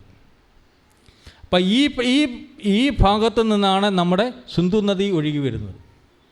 ഈ സിന്ധു നദി എന്ന് പറയുന്നത് തണുപ്പ് സമയത്ത് ഇത് ഉറഞ്ഞു കിടക്കും. അപ്പോൾ ഈ സിന്ധു നദി കുറേ ദൂരം ഒഴുകി വന്നതിന് ശേഷം ഇത് 2 ഭാഗമായിട്ട് തിരിയും. മെയിനായിട്ടുള്ള സിന്ധു നദി എന്ന് പറയുന്നത് ഒഴുകി നേരെ പാകിസ്ഥാനിലേക്ക് പോകും. അതിലെ ഒരു പോഷക നദിയാണ് ഈ കാർഗിൽ പ്രദേശത്തുമായ ഈ കാർഗിൽ മലനിരയുടെ സൈഡിൽ കൂടെ ഒഴുകി പോകുന്നത് എന്ന് വിചാരിച്ച് നല്ല വീതിയിലും നല്ല ഒഴുക്കും ഉണ്ട് സാർ. ഇപ്പം ഈ തണുപ്പ് സമയത്ത് ഞാൻ പറഞ്ഞില്ല, ഈ നദികളെല്ലാം ഉറഞ്ഞു കിടക്കും. പക്ഷേ എന്ന് വിചാരിച്ച് അടിക്കൂടെ ഇതിന് വെള്ളം പോകുന്നതുകൊണ്ട് വേളിയിൽ ഉറഞ്ഞ് നിൽക്കും. നമുക്ക് ഒരാൾക്ക് നടന്നു പോവാം. പക്ഷേ ഇത് ജൂൺ ജൂലൈ ഈ മാസങ്ങളിലാകുമ്പോൾ ഇതെല്ലാം ഉരുവി നല്ല ഒഴുക്കോടുകൂടി നല്ല വീതിയായിട്ട് ഇങ്ങനെ ഒഴുകിപ്പോവും എന്ന് വിചാരിച്ച് ഈ നദിക്കകത്ത് ഭയങ്കര തണുപ്പുമാണ്. ഈ തണുപ്പ് സമയത്താണ് ഈ പാകിസ്ഥാൻകാർ വന്ന് നമ്മുടെ ഈ കാർഗിൽ മേഖല ഈ പ്രദേശം പിടിച്ചടക്കുന്നത്. ഈ മലയുടെ തൊട്ടപ്പുറത്തൂടാണ് നമുക്ക് ലേയിലേക്ക് പോകുന്ന ഇന്ത്യൻ റോഡ് കിടക്കുന്നത് ഹൈവേ. ഈ പ്രദേശത്ത് ഇരുന്ന് കഴിഞ്ഞാൽ ഈ ഹൈവേ കൂടെ ഒരു കുഞ്ഞുങ്ങളും പോകാൻ പറ്റത്തില്ല. എന്നുവെച്ചാൽ ഈ ഹൈവേ ഇവിടെ, അതിൻ്റെ തൊട്ട് താഴെ ഈ നദി കിടക്കുന്നു, ഈ പോഷക നദി കിടക്കുന്നു, അതിൻ്റെ അപ്പുറത്ത് ഈ കാർഗിൽ മലപ്രദേശം കിടക്കുന്നു. ഈ മലപ്രദേശത്തിനും ഈ പ്രദേശത്തിനും വേറൊരു പ്രത്യേകതയുണ്ട്. വേൾഡിൽ 2ാം സ്ഥാനം തണുപ്പിൽ എന്ന് വിചാരിച്ച് ഈ പ്രദേശത്ത് ഐസ് വളരെ കുറച്ചേ വീഴത്തുള്ളൂ. തണുപ്പിൽ വേൾഡിൽ 2ാം സ്ഥാനം. 24 മണിക്കൂറും തണുത്ത കാറ്റ് എന്ന് പറഞ്ഞാൽ മനുഷ്യൻ്റെ ശരീരത്തിൻ്റെ രക്തം ഉറച്ച് കളയും. അത്രയ്ക്ക് തണുത്ത കാറ്റാണ്. ഇത് എവിടെ നിന്ന് വരുന്നതെന്ന് അറിയത്തില്ല. വേൾഡിൽ 2ാം സ്ഥാനം ഈ പ്രദേശത്ത് കിടക്കുന്നത്. അപ്പോൾ സാർ നേരത്തെ പറഞ്ഞു സിംല കരാർ എന്ന് പറഞ്ഞൊരു കരാർ. ഈ കരാറും പ്രകാരം ഈ ഐസ് വീഴുന്ന സമയത്ത് ഇന്ത്യൻ ആർമി ഈ പ്രദേശത്ത് നിന്ന് എങ്ങോട്ട് പോവും? ചണ്ഡീഗഡിലേക്ക് പോകും. പാകിസ്ഥാൻ ആർമി എന്ന് പറയുന്നത് ഇസ്ലാമാബാദിലേക്കും പോകും. അപ്പോൾ ഈ പോയി കഴിയുമ്പോൾ ഈ പ്രദേശമെല്ലാം പ്ലെയിനായിട്ട് കിടക്കും, ആരുമില്ല. കാരണം ഐസ് വീണ് ഈ റോഡുകളെല്ലാം ബ്ലോക്കായി കിടക്കും. പിന്നെ അങ്ങോട്ടോ ഇങ്ങോട്ടോ പോകാൻ പറ്റത്തില്ല. അപ്പോൾ അവിടെ പെട്രോളിങ് നടത്തുന്നതെന്ന് പറയുന്നത് എയർഫോഴ്സാണ്. അപ്പോൾ എയർഫോഴ്സ് വന്നു ഇങ്ങനെ കറങ്ങി തിരിഞ്ഞങ്ങ് പോകും. ഈ സമയത്ത് ഈ കാർഗിലിൻ്റെ ഈ ദ്രാസ് അതേപോലെ ഏറ്റവും ഹൈറ്റുള്ള ഈ പ്രദേശങ്ങൾ നോക്കി ഒരു പക്ക ബങ്കറുകൾ ഉണ്ടാക്കി. പക്ക കുഴികൾ, 2 നിലയുടെ കുഴികളാണ്. ആദ്യം ഒന്ന് അത് വാർത്ത് കഴിഞ്ഞിട്ട് അതിൻ്റെ പുറത്ത് എന്നുവെച്ചാൽ സിമെൻറ്റും മെറ്റലും കൊണ്ടുവന്ന് പക്ക ഒരു കുഞ്ഞുങ്ങൾക്ക് യാതൊന്നും ചെയ്യാൻ പറ്റാത്ത വിധത്തിലുള്ള കാര്യങ്ങളാണ് ചെയ്തത്. ഈ പ്രദേശത്ത് ഇവർ സുഖമായിട്ട് വന്ന് അവിടെ ഇരുന്നു. അപ്പോൾ ആ പ്രദേശത്ത് താമസിക്കുന്നവർക്ക് ഒരു ഗുണമുണ്ട്. ഈ ലേയിന്നും ഈ ഭാഗത്ത് വരുന്നവരെല്ലാവരും ഈ തണുപ്പ് സമയത്ത് ഇവർ ഈ ആട്ടിടയന്മാരുണ്ട്. ഈ ആട്ടിടയന്മാരെന്ത് ചെയ്യുന്നറിയോ? ഈ 1, 2 ഒന്നുമല്ല, ആയിരക്കണക്കിന് ആടുണ്ട്. ഈ ആടിനെയും കൊണ്ട് അവർ വെളിയിൽ നിന്ന് താപ്പോട്ടിറങ്ങി. എന്നുവെച്ചാൽ അവർക്ക് ഈ മലയും ഈ മഞ്ഞും ഒന്നും അവർക്കൊരു പ്രശ്നമല്ല. നമ്മളെപ്പോലുള്ളവർക്ക് പ്രശ്നം. ഇങ്ങനെ താഴോട്ട് ഇറങ്ങുന്ന സമയത്ത് ഒരാടിനെ ഇവർക്ക് കാണാതെ വന്നു. എന്നുവെച്ചാൽ ഇവർക്കൊരു ദോഷമുണ്ട്. ഈ ആടിനെ ഇത്രയും ഒരു 1000 ആടുണ്ടെങ്കിൽ ഒരാടിനെങ്കിലും കാണാതെ വന്നു കഴിഞ്ഞാൽ അവർ ഉറങ്ങത്തില്ല. അത് എവിടെയെങ്കിലും പോയി അവർ തപ്പി പിടിച്ചുകൊണ്ട് വരും. ഇങ്ങനെ പോകുന്ന സമയത്ത് അവർ കണ്ടു നമ്മുടെ ഈ പ്രദേശത്ത് പാകിസ്ഥാൻ്റെ കുറേ ആൾക്കാരെ യൂണിഫോമിൽ നിൽക്കുന്നതായിട്ട് കണ്ടു. അപ്പോൾ ഈ സമയത്ത് നമ്മുടെ ആ പ്രദേശത്ത് ഇന്ത്യൻ ആർമി ഒരു ട്രാൻസിസ്റ്റ് ക്യാമ്പ് മാത്രമാണുള്ളത്. അതിൽ കുറച്ച് തുച്ഛമായ ഒരു ഓഫീസറോ ഒരു JCSO അങ്ങനെ ആരെങ്കിലുമൊക്കെ കാണത്തുള്ളൂ. അവരോട് റിപ്പോർട്ട് കൊടുത്തു, ഇന്നതുണ്ട്. ഇതും പ്രകാരം അവിടെ ഉള്ള ആൾക്കാരെ, ആ ട്രാൻസിസ്റ്റ് ക്യാമ്പിലുള്ള ആൾക്കാരെ, ഒരു ക്യാപ്റ്റൻ ഉൾപ്പെടെ 2-3 ജവാന്മാരെ പെട്രോളിങ്ങിന് വിടുന്നു. ഈ പെട്രോളിങ്ങിന് വിടുന്നവരെ കാണാനില്ല. പിന്നെ അടുത്ത പെട്രോളിങ്ങിനെ അവർ വിടുന്നു, എന്നിട്ടും അവരെയും കാണാനില്ല. അങ്ങനെ വന്നപ്പോൾ എന്തോ പ്രശ്നമുണ്ടെന്ന് പറഞ്ഞുകൊണ്ട് ഞങ്ങളെപ്പോലുള്ളവരെ താഴെ തട്ടിൽ നൗസേറ സെക്ടറിൽ കിടന്ന ആ പ്രദേശവുമായിട്ട് അടുത്ത് കിടക്കുന്നവരെ പയ്യെ ഇങ്ങോട്ട് മൂവിങ് ആയി ഇവിടെ വന്നപ്പോൾ ഓരോരുത്തരെ പെട്രോളിങ് വിട്ട് അങ്ങോട്ട് ചെല്ലും. ഇവർ പിന്നെ ഓരോന്ന് അങ്ങോട്ട് കയറി ചെല്ലാൻ തുടങ്ങിയപ്പം മുതൽ ഇങ്ങോട്ട് ഫയർ ചെയ്യാൻ തുടങ്ങി. അവിടുത്തെ ഏറ്റവും വലിയൊരു വിഷയം എന്ന് പറയുന്നത് ഈ നദിയാണ്. ഈ നദി ഇവരെ മേളിലിരിക്കുന്നു, ഈ നദി താഴേക്കൂടെ ഒഴുകുന്നു. ഈ നദി നമുക്ക് അപ്പുറത്ത് കിടക്കാൻ ബുദ്ധിമുട്ടാണ്. സാധാരണ ഒരു തോട് കിടക്കുന്നോണോ അല്ല. ഈ നദിക്കകത്ത് കിടക്കുന്ന കല്ലെന്ന് പറയുന്നത് ഈ നമ്മൾ ഈ സൈക്കിളിനകത്തൊക്കെ ഉപയോഗിക്കുന്ന ബോളുണ്ടല്ലോ, അതേപോലെ ചവിട്ടി കഴിഞ്ഞാൽ ഉരുണ്ട് പോകും. നമ്മൾ ഇവിടുന്ന് ഇറങ്ങി ഈ നദി പാർ ചെയ്യാൻ തുടങ്ങും, അവിടുന്ന് താപ്പോട്ട് ഫയർ ചെയ്യും. ആ മേളിലിരിക്കുക, നമ്മൾ താഴെ ഇരിക്കുക. ഈ നദി പാർ ചെയ്യാൻ നേടുമ്പോൾ നമ്മൾ രാത്രി പോകും. ഞങ്ങൾ രാത്രി 2 മണിക്ക് ആ നദി ക്രോസ് ചെയ്തതോ ഷൂ ഇട്ടുകൊണ്ടാണ്. ഷൂ ഉണ്ട്. ആ ഷൂ ഇട്ടുകൊണ്ട് കഴിഞ്ഞാൽ പിന്നെ ഈ തണുപ്പത്തെ പിന്നെ 2ാമത് ഷൂ ഇട്ടെങ്കിലേ ഇതിൻ്റെ പുറത്ത് കയറാൻ പറ്റൂ. പ്രത്യേക സൈസ് ഒരു ഷൂവാണ്. എന്തായാലും ഞങ്ങൾ കുറേ പേരൊക്കെ ഷൂ ഊരി ഈ നദി ക്രോസ് ചെയ്തിട്ട് ആ മലയുടെ സൈഡിൽ വന്ന് അവിടെ കുത്തിയിരുന്നു. ഈ സമയങ്ങളിലൊന്നും ഇങ്ങനൊരു സംഭവം നടക്കുന്നെന്നുള്ളൊരു വിവരം ഞങ്ങൾക്കാകും അറിയത്തില്ല. പട്ടാളക്കാരെ സംബന്ധിച്ച് ഒരു കാര്യമുണ്ട്, ഒരിക്കലും യുദ്ധം നടക്കുന്നു എന്ന് പറയത്തില്ല. പട്ടാളം എന്ന് പറയുന്നത് എപ്പോഴും യുദ്ധത്തിന് സന്നദ്ധമായി നിൽക്കുന്ന, എപ്പോഴും 24 മണിക്കൂറും തയ്യാറായിരിക്കുന്ന ഒരു വിഭാഗം ആൾക്കാരാണ്. ഒരിക്കലും യുദ്ധം ഉണ്ടാവുന്നോ യുദ്ധത്തെക്കുറിച്ചൊന്നോ അങ്ങനെ ഒന്നും പറയത്തില്ല. ഇപ്പം ഞാൻ ഒരു ഉദാഹരണം പറയാം. ഇപ്പം ഓപ്പറേഷൻ സിന്ദൂർ നടന്നു, നമ്മുടെ 3-4 കുറേ സിവിലിയനെയൊക്കെ വെടിവെച്ച് കൊന്നു. ആരെങ്കിലും എന്തെങ്കിലും കേട്ടിട്ടുണ്ടോ യുദ്ധം പ്രഖ്യാപിച്ചതായിട്ട്? യുദ്ധം തുടങ്ങിക്കൊണ്ടിരുന്നപ്പോഴല്ലേ യുദ്ധം പ്രഖ്യാപിച്ചത്. അതിനുപൊട്ട് യുദ്ധമൊന്നും പ്രഖ്യാപിച്ചിട്ട് യുദ്ധം നടക്കാൻ പോവുക, ഇത്രാം തീയതി പാകിസ്ഥാനെ കയറി അടിക്കും, അങ്ങനെയും ഇങ്ങനെയും ഒന്നും നമ്മളാരും ഒന്നും പറഞ്ഞതൊന്നുമില്ലല്ലോ, പറയത്തില്ല. ഇത് ഞങ്ങളുടെ 23 രാജ്പുത്ത് എന്ന് പറഞ്ഞ ബറ്റാലിയൻ്റെ 2 കമ്പനി ഇതിനു വേണ്ടിയിട്ട് മൂവായി. എന്നുവെച്ചാൽ ഈ സെക്ടറുമായിട്ട് അടുത്ത് കിടക്കുകയാണ്, ഈ കാർഗിലുമായിട്ട് അടുത്ത് കിടക്കുക. ഈ സമയത്ത് ഞങ്ങൾ മൂവ് ആവുന്നു. ഈ കാർഗിൽ എന്ന് പറയുന്ന വലിയ ടൗണൊന്നുമല്ല, ചെറിയ ഒരു ഗ്രാമപ്രദേശമോ ഒരു 5-6 വീടൊക്കെ ഉള്ളൂ, അല്ല വേറെയൊന്നുമില്ല. അവിടെ ഞങ്ങൾ ടെൻ്റ് അടിക്കുന്നു, അവിടെ കിടക്കുന്നു. ഒരു ദിവസം ഓർഡർ കിട്ടുന്നു, ഇത്രയും പേരെ പെട്രോളിങ്ങിന് വിടണം. അപ്പോൾ ഒരു സുബേദാർ, ഒരു ഹവൽദാർ, ഒരു നായിക്ക്, അന്ന് ഞാൻ ലാസ്റ്റ് നായിക്കായിരുന്നു, അങ്ങനെ 13 അംഗ അടങ്ങുന്ന ഒരു പ്ലാട്ടൂൺ ആണ്. അതിൻ്റെ നേതൃത്വം വഹിക്കുന്നത് സുബേദാർ ബലിക്കരൺ സിംഗ് എന്ന് പറയും. അദ്ദേഹത്തിൻ്റെ നേതൃത്വത്തിൽ സെക്കൻഡ് കമാൻഡർ ഹവൽദാർ റഷിപ്പാൽ താഗി എന്ന് പറയും, ഹവൽദാറാണ്. അങ്ങനെയാണ്. എന്ന് വെച്ചാൽ യുദ്ധം നടന്നു കഴിയുമ്പോൾ ഓഫീസേഴ്സിനോ അങ്ങനെ ഒരു പ്രശ്നം ഉണ്ടായിരിക്കും, ഓഫീസേഴ്സിനോ ജവാനോ ഒന്നുമില്ല. ഓഫീസേഴ്സ് ആയിരിക്കും ഏറ്റവും മുന്നിൽ, സീനിയർ ആരാന്ന് വെച്ചാൽ അവരായിരിക്കും ഏറ്റവും മുന്നിൽ. അവരുടെ നിർദ്ദേശപ്രകാരമാണ് നമ്മൾ ഓരോ കാര്യങ്ങൾ ചെയ്തു പോരുന്നത്. നമുക്ക് ആവശ്യത്തിനുള്ള മെസ്സേജ് ഞങ്ങളുടെ ഈ വയർലെസ് ഉണ്ട്, ആവശ്യത്തിനുള്ള മെസ്സേജ് മേളിൽ ഹെഡ്ക്വാർട്ടറിൽ നിന്ന് ഈ ഓഫീസേഴ്സിന് കിട്ടും. അതനുസരിച്ച് ഞങ്ങൾ പോകും. അവിടെ ചെന്നു. ഈ 13 പേരും ഞങ്ങൾ അവിടെ ഇരുന്നു, സുഖമായിട്ട് അവിടെ ഇരുന്നു. പിന്നെ ഷൂ ഒക്കെ നേരെ ചൊവ്വയത് കാലൊക്കെ ചൂടാക്കി ഞങ്ങൾ പയ്യെ കയറി പോവുകയാണ്. ഈ കയറിപ്പോകുന്ന സമയത്ത്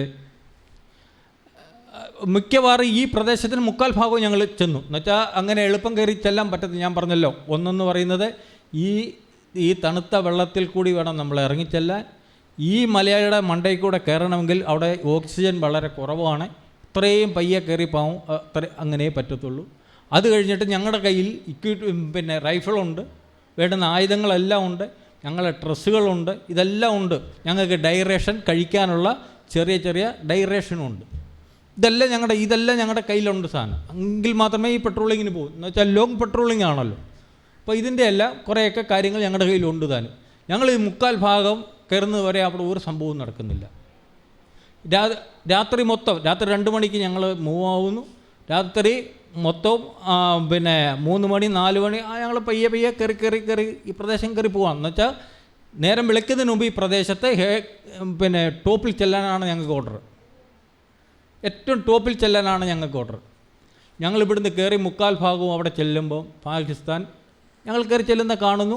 എന്നുവെച്ചാൽ ഇത് വലിയ ദൂരമൊന്നുമില്ലല്ലോ, ഇന്ത്യയും പാകിസ്ഥാനും ബോർഡർ തങ്ങൾ വലിയ ദൂരമൊന്നുമില്ല, അടുത്തടുത്ത് എടുക്കുക. അവൻ അവിടെ നിന്നുകൊണ്ട് ഫയർ ഇട്ടിടുന്നു. എന്നുവെച്ചാൽ ബോംബാണ്. ഈ ബോംബ് ഇടുന്നു, ആ മേളിലിരിക്കുന്നവർ താപ്പോട്ട് ഫയർ ചെയ്യുന്നു ഞങ്ങളുടെ നേർക്ക്. തിരിച്ച് ഞങ്ങളും അങ്ങോട്ട് ഫയർ ചെയ്യുന്നു. ഞങ്ങളങ്ങോട്ട് ഫയർ ചെയ്യുന്നതെന്ന് പറയുന്നത് അത്ര അങ്ങോട്ട് എഫക്റ്റ് ചെയ്യത്തില്ല. എന്ന് വെച്ചാൽ താഴെ നിന്ന് മേപ്പോട്ടാണ് ചെയ്യുന്നത്, മറ്റേത് മേളിൽ നിന്ന് താപ്പോട്ടാണ് വരുന്നത്. ഇവർ ഞങ്ങളുടെ പുറത്തോട്ട്, ഞങ്ങൾ തിരിച്ച് ഫയർ ചെയ്യാതിരിക്കാൻ വേണ്ടിയിട്ട് ഇവർ ഞങ്ങളുടെ പുറത്തോട്ട് ഇഷ്ടം പോലെ ബോംബ് ഇട്ടു. എന്ന് വെച്ചാൽ മോട്ടോർ ഷെല്ലുകൾ ഇങ്ങനെ വർഷിച്ചുകൊണ്ടിരുന്നു. അതിൽ ഒരു ബോംബ് മേളിൽ നിന്ന് ഉരുണ്ട് താഴെ വന്നെന്ന് വെച്ചാൽ ഈ ബോംബ് തറ വീണ് കഴിഞ്ഞാൽ വീഴുന്നതിന് മുമ്പ് നമുക്ക് എടുത്തും എറിഞ്ഞ് പിടിക്കാം. എന്നുവെച്ചാൽ ഒരു സെക്കൻഡ് കഴിഞ്ഞെങ്കിൽ മാത്രമേ അത് പൊട്ടത്തുള്ളൂ. ഇങ്ങനെ വരുന്ന ബോംബ് നമ്മൾ കൈ കൊണ്ട് പിടിച്ച് എറിഞ്ഞങ്ങോട്ട് കളയാം, അത്രയും സമയമുണ്ട്. ഈ സാധനം മേളിൽ വീണിട്ട് താഴെ വീണ് ഞങ്ങളുടെ അടുത്തുനിന്ന് പൊട്ടുന്നു. മേളിൽ നിന്നുള്ള ഫയറിൽ ആ പൊട്ടിയ സമയത്ത് സുബേദാർ ബലിക്കരൺ സിംഗ് എന്ന് പറയുന്ന ആ പോർട്ടിൽ മരിക്കുകയാണ് ചെയ്യുന്നത്. അതേപോലെ തന്നെ നായിക് റിഷ്പാൽ ത്യാഗി. ഇത്രയും ആയപ്പോഴത്തന്നെ ഞങ്ങളുടെ കൺട്രോൾ കമാൻഡർ ഇല്ലാതായി, ഞങ്ങൾക്ക് നിർദ്ദേശം തരേണ്ട ആൾക്കാരില്ലാതായി. പിന്നെ ഞങ്ങൾ മുന്നോട്ട് പോയപ്പോൾ കറക്റ്റ് മേളിൽ നിന്നുകൊണ്ട് ഇതേപോലെ ഫയറിങ്ങും ഇതേപോലെ ബോംബ് ഷെല്ലും. ആ ഷെല്ലിൽ ഇതേപോലെ ഉരുണ്ട് വന്ന് എൻ്റെ കാലേ വന്ന് കാലിനോട് ചേർന്ന് വന്ന് കിടന്ന് പൊട്ടി. അങ്ങനെയാണ് എൻ്റെ കാല് നഷ്ടപ്പെടുന്നത്. ഈ കാലിനെ വെടിയും കൊണ്ടു. പിന്നെ ഒരു നായ്ക്ക് ഒരാളുണ്ടായിരുന്നു, അയാൾക്കും ആ സമയത്ത് തന്നെ മരിച്ചു. അങ്ങനെ ഞങ്ങളെ 3 പേരെ അവിടെ വെച്ച് മരിക്കുകയും എന്നെപ്പോലെ 2 പേർക്ക് ഇതേപോലെ അംഗവൈകല്യം സംഭവിക്കുകയും ചെയ്തു. ഇതാണ് ഒരു ഏകദേശ രൂപമായ ആ കാർഗിൽ പ്രദേശത്ത് നടന്ന കണക്ക്. ഇന്ന് ഓപ്പറേഷൻ സിന്ദൂർ നടന്നു. എല്ലാവരും ആലോചിക്കേണ്ട ഒരു കാര്യമാണ്. നമ്മുടെ ജവാന്മാർ അവിടെ മരിച്ചെന്ന് പറഞ്ഞാൽ ഏതാണ് 5 പേരോ കണ്ട. ഇതിപ്പോൾ നമ്മുടെ സർക്കാരിൻ്റെ കണക്കനുസരിച്ച് 527 പേരാണ് അവിടെ മരിച്ചത് കാർഗിൽ യുദ്ധത്തിൽ. അപ്പോൾ ഓരോ പ്രദേശത്തിൻ്റെ പ്രത്യേകതകളുണ്ട്. ഈ കാർഗിൽ പ്രദേശത്ത് എയർഫോഴ്സ് വന്ന് ബോംബിടാൻ പറ്റത്തില്ല. എയർഫോഴ്സ് ഫെയിലായി. നമ്മുടെ 2 വിമാനം അടിച്ച് അവരിട്ടു, ഒരു ഹെലികോപ്റ്ററും അടിച്ചിട്ടു. അവിടെ ബോംബിട്ട് കഴിഞ്ഞാൽ, ഞാൻ നേരത്തെ നിങ്ങളോട് പറഞ്ഞല്ല, ഇത് 2 നിലയ്ക്ക് ബങ്കർ ഉണ്ടാക്കിയിരിക്കുകയാണ്. ആ ബങ്കറിനകത്ത് ഈ ബോംബ് അവിടെ വീണ് കഴിഞ്ഞാൽ അവിടെ കിടന്ന് പൊട്ടത്തില്ല, അപ്പുറത്തോട്ട് പോകും. അപ്പുറത്തെ ആർട്ടിലറി ബോംബ് ഇട്ട് കഴിഞ്ഞാൽ അത് അവിടെ കിടന്ന് പൊട്ടത്തില്ല, പോകും. ഈ അടുക്കിയിരിക്കുന്നവർക്ക് ഒരു കുഴപ്പവും വരത്തില്ല, സേഫ്റ്റി ആയിട്ട് തന്നെ ഇരിക്കും. അപ്പം ഇത് തകർക്കണമെങ്കിൽ, ഈ പ്രദേശം പിടിക്കണമെങ്കിൽ എന്ത് ചെയ്യണം? ഇൻഫൻട്രിയും കൊണ്ടേ പറ്റത്തുള്ളൂ. അങ്ങനെ നേരിട്ട് അവിടുന്ന് ഇപ്പുറത്തിങ്ങോട്ട് ഫയർ ചെയ്യുന്നു, അപ്പുറത്തുനിന്ന് പാകിസ്ഥാൻ ഫയർ ചെയ്യുന്നു. നേരിട്ട് ഇടിച്ച് കയറി ആണ് ഈ പ്രദേശം നമ്മൾ പിടിച്ചടക്കിയത്. ദ്രാസിൻ്റെ ഈ ലൊക്കേഷൻ പിടിച്ചപ്പോഴത്തേന് നമ്മൾ ഏകദേശം ഹൈറ്റിലായി. അപ്പോഴത്തേന് നമ്മുടെ 100 കണക്കിന് ജവാന്മാർ മരിച്ചു അവിടെ. നിങ്ങൾക്ക് തന്നെ ഒന്ന് ആലോചിക്കാൻ പറ്റുന്നേ ഉള്ളൂ. താഴെ നിന്ന് ഇവിടുന്ന് അങ്ങോട്ട് കയറി ചെല്ലുമ്പോൾ അവിടെ ഗൺ ഫൈറ്റ് ചെയ്ത് നമ്മുടെ നേർക്ക് ഫയർ ചെയ്യുന്നു. ഇതിനകത്തൂടാണ് നമ്മൾ ഇടിച്ച് കയറി പോകുന്നത്. എന്നാൽ അപ്പുറത്തൂടെ സ്ഥലം കിടപ്പുണ്ട്, ഇപ്പുറത്തൂടെ സ്ഥലം കിടപ്പുണ്ട്. എന്നാൽ പാകിസ്ഥാൻ്റെ സ്ഥലത്തൂടെ നമുക്ക് കയറിപ്പോകാൻ പറ്റും. നമ്മുടെ പറയുന്നത് നമ്മുടെ പ്രദേശത്തൂടെ മാത്രമേ കയറിപ്പോകാൻ പാടുള്ളൂ. പാകിസ്ഥാൻ്റെ ഒരു പ്രദേശത്തുകൊണ്ടും നമ്മൾ തൊടാൻ പാടില്ല. അങ്ങനെയാണ് ഓർഡർ. അങ്ങനെയാണ് നമുക്ക് ഇത്രയും കാഷ്വാലിറ്റി അവിടെ ഉണ്ടായത്. അങ്ങനെയാണ് ഈ പ്രദേശം ഇൻഫൻട്രിയുടെ 1 ജാട്ട് റെജിമെൻറ്റ്, 1 സിഖ് റെജിമെൻറ്റ്, അങ്ങനെ ഈ 1 രാജ്പൂത്ത് റെജിമെൻറ്റ്, ഞങ്ങളെപ്പോലുള്ളവർ, പിന്നെ മദ്രാസ് റെജിമെൻറ്റിൻ്റെ മാത്രം ആൾക്കാർ കുറവ്. അതുകൊണ്ടാണ് നമുക്ക് ഈ മദ്രാസ്, ഈ സൗത്ത് ഇന്ത്യൻ സൈഡിൽ കാഷ്വാലിറ്റി വളരെ കുറവ്. ഏറ്റവും കൂടുതൽ ഹിന്ദി മേഖലയിലുള്ള Jat regiment, Rajput regiment, Sikh regiment, സിഖ്ലേ റെജിമെൻറ്റ്, അതേപോലുള്ളവർക്കാണ് ഏറ്റവും കൂടുതൽ ആക്സിഡൻറ്റും ഇതോണം കാഷ്വാലിറ്റിയും ഉണ്ടായത്. അതേപോലെ തന്നെ 1 മാസം കൂടെ കഴിഞ്ഞിരുന്നെങ്കിൽ ഈ ലേ എയർപോർട്ട് എന്ന് വെച്ചാൽ ഇതിനോട് തൊട്ടപ്പുറത്ത് കിടക്കുകയാണ് ലേ എയർപോർട്ട്. ഈ ലേ എയർപോർട്ട് പാകിസ്ഥാൻ്റെ കയ്യിലിരുന്നതിന് എന്നുവെച്ചാൽ ആ മലയെ കൂടെ ഏതാണ്ട് ഒരു 2-3 കിലോമീറ്ററേ ഉള്ളൂ ലേ എയർപോർട്ടുമായിട്ട് ബന്ധപ്പെട്ട്. വലിയ ദൂരമൊന്നുമില്ല. നമ്മളിങ്ങനെ റോഡ് ഇങ്ങനെ കറങ്ങി അങ്ങ് ചെല്ലുമ്പോഴാണ് നമുക്ക് ദൂരം തോന്നിക്കുന്നത്. വൈകാറിൽ അങ്ങോട്ട് പോകുമ്പോൾ ഈ മല ചാടി അങ്ങോട്ട് പോകുമ്പോൾ ഇത് വലിയ ദൂരമൊന്നുമില്ല. അങ്ങനെയാണെന്നാലും അവിടെ ആട്ടിടയന്മാർ കയറി ഇറങ്ങി നടക്കുന്നത് ഈ മലയിൽ കൂടെ. അവർക്ക് ഇങ്ങനെ ഓരോ മല ചാടി വരാൻ അവർക്ക് എളുപ്പമാണ്. ഈ ലേ എയർപോർട്ട് 1 മാസം കൂടെ കഴിഞ്ഞിരുന്നെങ്കിൽ ഈ പാകിസ്ഥാൻ്റെ കയ്യിലിരുന്നതിനെ ഈ ലേ എയർപോർട്ട്. അപ്പം ഇതെല്ലാം കഴിഞ്ഞു. ഞാൻ ഏതാണ്ട് 10-12 മണിക്കൂർ കഴിഞ്ഞിട്ടാണ് ഹോസ്പിറ്റലിൽ വരുന്നത്. ഞാൻ ഏത് ഹോസ്പിറ്റലാണെന്ന് പോലും എനിക്കറിയത്തില്ലായിരുന്നു. എന്നുവെച്ചാൽ ഒരു സിസ്റ്റമുണ്ട്. AMCക്കാണ്, ഞങ്ങളൊരു കാഷ്വാലിറ്റി ആയിക്കഴിഞ്ഞാൽ പിന്നെ AMCക്കാണ് അതിൻ്റെ ഉത്തരവാദിത്വം. ഞങ്ങൾ അപ്പോഴത്തേനെ റിപ്പോർട്ട് കൊടുക്കാൻ ആളില്ല. ഞങ്ങളുടെ വയർലെസ് മാൻ ഉൾപ്പെടെ പല ഭാഗമായി ഞങ്ങളുടെ ഒരു പ്ലാറ്റൂണിൻ്റെ ഒരു കൺട്രോൾ, നമ്മുടെ ഒരു വീട്ടിൻ്റെ അകത്തായാലും ഒരു കൺട്രോൾ ഉണ്ടല്ലോ, അച്ഛനെ അമ്മ, അതൊന്നും നഷ്ടപ്പെട്ട് കഴിഞ്ഞാൽ പിന്നെ അവിടെ ആ മേക്കപ്പ് ചെയ്യാൻ വേറെ മറ്റൊരാളില്ലാതെ വരും. പല ഭാഗമായിട്ട് മാറി. അപ്പം മെസ്സേജ് താഴെ കൊടുത്തെങ്കിൽ മാത്രമേ ഞങ്ങളെ ഇത് കൊണ്ടുപോകാൻ പറ്റത്തുള്ളൂ. എനിക്ക് എൻ്റെ കാല് പോയി, കാലിൻ്റെ 3/4 ഭാഗവും പോയിട്ട് ഞാൻ ഏതാണ്ട് 12-13 മണിക്കൂർ ഇവിടെ കിടന്നു. എന്നുവെച്ചാൽ റിപ്പോർട്ട് കൊടുത്തെങ്കിലേ AMCയിലെ ആംബുലൻസ് എന്ന് പറയുന്നൊരു വിഭാഗമുണ്ട്. ഇവർ വന്നേ നമുക്ക് എടുത്തുകൊണ്ട് പോകാൻ പറ്റത്തുള്ളൂ. അങ്ങനെ മെസ്സേജ് വരുന്നതും ഇവർ ഈ സ്ഥലത്ത് വരികയും ചെയ്യുന്നതിന് ഉള്ള കാലതാമസം. അങ്ങനെയാണ് ആംബുലൻസ് വന്ന് സ്ട്രെച്ചറിൽ കൊണ്ടുവന്നിട്ട് ഈ കാർഗിൽ ആ ഗ്രൗണ്ടിൽ വന്ന് ഹെലികോപ്റ്റർ വന്ന് നിർത്തിയതിന് ശേഷമാണ് ഞങ്ങളെ കൊണ്ടുവന്നത്. എവിടെയാണെന്ന് പോലും അറിയത്തില്ല. മരിച്ചവരെന്തായാലും അവിടെ തന്നെ കിടന്നു. പിന്നീടാണ് ഈ ജീവനുള്ളവരെയൊക്കെ എങ്ങനെയൊക്കെയോ കൊണ്ടുപോയി. ഇതാണ് ഒരു പ്രദേശ സംഭവം. ഈ കാർഗിൽ എന്ന് പറഞ്ഞ് അത് കഴിഞ്ഞിട്ട് ലേ എന്ന് പറഞ്ഞ സിറ്റിയാണ്. അത് കഴിഞ്ഞ് നമ്മുടെ ഈ കാർഗിൽ പ്രദേശം പിടിച്ചടക്കി കഴിഞ്ഞാൽ ആ ലേയിലോട്ടുള്ള റോഡ് ബ്ലോക്കായി, ആ പ്രദേശം മൊത്തം പാകിസ്ഥാൻ്റെ കയ്യിലായി. ഇതാണ് ഓപ്പറേഷൻ OP വിജയുടെ ഒരു ഏകദേശ രൂപം. ഇത്രയും പറഞ്ഞാൽ അത് മനസ്സിലാവും. ഇതിനപ്പുറവും ഉണ്ട് ഒത്തിരി പറയാൻ. അതൊക്കെ നമ്മൾ പോയി കണ്ടെങ്കിൽ മാത്രമേ പറയാൻ പറ്റത്തുള്ളൂ. ഈ ലേ എന്നൊക്കെ പറഞ്ഞു കഴിഞ്ഞാൽ നല്ല സിറ്റിയാണ്, നല്ല സുന്ദരമായ സ്ഥലമാണ്, കാണാൻ ഭംഗിയുള്ളൊരു പ്രദേശമാണ്. ടൂറിസ്റ്റുകളൊക്കെ 24 മണിക്കൂറും ഇവിടെയൊക്കെ ചെന്ന് കറങ്ങുന്ന ആൾക്കാരാണ്. ഇതെല്ലാം കഴിഞ്ഞ് ഞങ്ങൾ ഹോസ്പിറ്റലിൽ വന്നു. ജൂൺ 8 എനിക്ക് സംഭവിക്കുന്നത് 28 മെയ് 1999 രാവിലെ 8 മണിക്ക്. ആ ദിവസം ഒരിക്കലും മറക്കാൻ പറ്റാത്ത ഒരു ദിവസമാണ്. 28 മെയ് 1999. അപ്പോൾ ഈ അറ്റാക്ക് തുടങ്ങിയ സമയം ഞങ്ങളായിരുന്നു എന്ന് വേണമെങ്കിൽ പറയാം. അത് കഴിഞ്ഞിട്ട് ഇന്ത്യൻ ആർമി മൊത്തം ഇരച്ചു കയറി ഈ പ്രദേശം പിടിച്ചടക്കിയതാണ്. ഈ സുന്ദരമായ ഈ പ്രദേശം ഇന്ന് ആ പാകിസ്ഥാൻ്റെ കയ്യിലിരുന്നുവെങ്കിൽ ഇന്ത്യയുടെ നമ്മുടെ രാജ്യത്തിൻ്റെ 3/4 പ്രദേശവും ഈ ഭാഗത്തായേനെ. പക്ഷേ ഇതിനോടൊക്കെ അടുത്ത് കിടക്കുന്ന പല പ്രദേശങ്ങളുണ്ട്. നമ്മുടെ ഡൽഹിയൊക്കെ വലിയ ദൂരമൊന്നുമില്ല. നമ്മളെ ദൂരെ കൂടെ ഞാൻ റോഡ് വഴി വരുമ്പോഴേ ഉള്ളൂ ഇത്രയും ദൂരം. അല്ലാതെ നേരെ ഇങ്ങനെ എയറിൽ പോയി കഴിഞ്ഞാൽ ഏറ്റവും അടുത്തുള്ള ഒരു പ്രദേശമാണ്. ഡൽഹിയൊക്കെ പിടിച്ചെടുക്കാൻ പാകിസ്ഥാൻ വിചാരിച്ച നിഷ്പ്രയാസമാണ്. ഇന്നത്തെ കാലത്ത് അറിയാമല്ലോ. അപ്പോൾ ഓരോ പ്രദേശത്തും ഓരോരോ രീതികളുണ്ട്. ഇപ്പം ഞാൻ പറയാം, ഓപ്പറേഷൻ സിന്ദൂർ ഇവിടെ നടന്നു 27 മിനിറ്റാണ് യുദ്ധം നടന്നത്. നമ്മൾ 5 പേരെയും കണ്ടേ മരിച്ചിട്ടുള്ളൂ. 27 മിനിറ്റാണ് യുദ്ധം. അപ്പം ആ യുദ്ധത്തിൻ്റെ ഗതികൾ, ഇന്നുണ്ടായ ടെക്നോളജി അതനുസരിച്ചായിരിക്കും. ഞാൻ ഇപ്പം 25 വർഷമാവുന്നു ഞാൻ പെൻഷനായിട്ട്. ഈ 25 വർഷത്തിനകത്ത് വെച്ച് എന്തെല്ലാം മാറ്റം ഇന്ത്യൻ ആർമിയിൽ ഉണ്ടായിട്ടുണ്ടെന്ന് നമുക്കറിയത്തില്ല. എല്ലാം പുതിയ ടെക്നോളജിയും അതും ഒക്കെയാണ്. ഇപ്പം ഇനി അങ്ങോട്ട് വരുമ്പോൾ ഇൻഫൻട്രിക്ക് വലിയ റോളില്ലാത്ത ഒരു രീതി വരും. ഇന്ന് വിചാരിച്ച് ഇൻഫൻട്രിക്ക് റോളില്ല എന്ന് പറഞ്ഞു കഴിഞ്ഞാൽ ഈ മലപ്രദേശങ്ങളിൽ ഇൻഫൻട്രി അല്ലാതെ വേറെ ഒരു ഇതും പറ്റത്തില്ല. പിന്നെ ഇതെല്ലാം കഴിഞ്ഞ് ഞാൻ ALC ആർട്ടിഫിഷ്യൽ സെൻറ്റർ പൂനെയിലേക്ക് വന്നു. ഞാൻ ആദ്യം ഉധംപൂർ കമാൻഡോ ഹോസ്പിറ്റലായിരുന്നു എൻ്റെ ട്രീറ്റ്മെൻറ്റ്. ജൂൺ 5 എൻ്റെ കാല് മുറിക്കുന്നു, ബാക്കിയുള്ള ഭാഗം മുറിക്കുന്നു. അതേവരെ എൻ്റെ കാല് രക്ഷപ്പെടുത്താൻ അവർ നോക്കി, നടന്നില്ല. അതിനുശേഷം എന്നോട് ഈ സാറ് പറഞ്ഞോണം, എന്നെ അവർ ദിവസമായിട്ട് ഉപദ്രവിക്കുക, കാല് നേരെയാക്കാൻ ഡ്രസ്സ് ചെയ്യുക. എന്നുവെച്ചാൽ ഈ പോയ മാംസത്തിൻ്റെ ഭാഗമെല്ലാം മഞ്ഞ നിറത്തിലിരിക്കുക. ഇതെല്ലാം ഇവർ പിന്നെ ബ്ലേഡ് കൊണ്ട് കണ്ടിച്ച് കളഞ്ഞ് ചോര വരുന്നത് വരെ. അവസാനം എന്നോട് പറഞ്ഞു, മണിലാലെ ഞാൻ ഒരു ഓപ്പറേഷൻ കൂടെ ചെയ്യും, അത് കഴിയുമ്പം എന്തോന്ന് വെച്ചാൽ ഞാൻ പറയാം.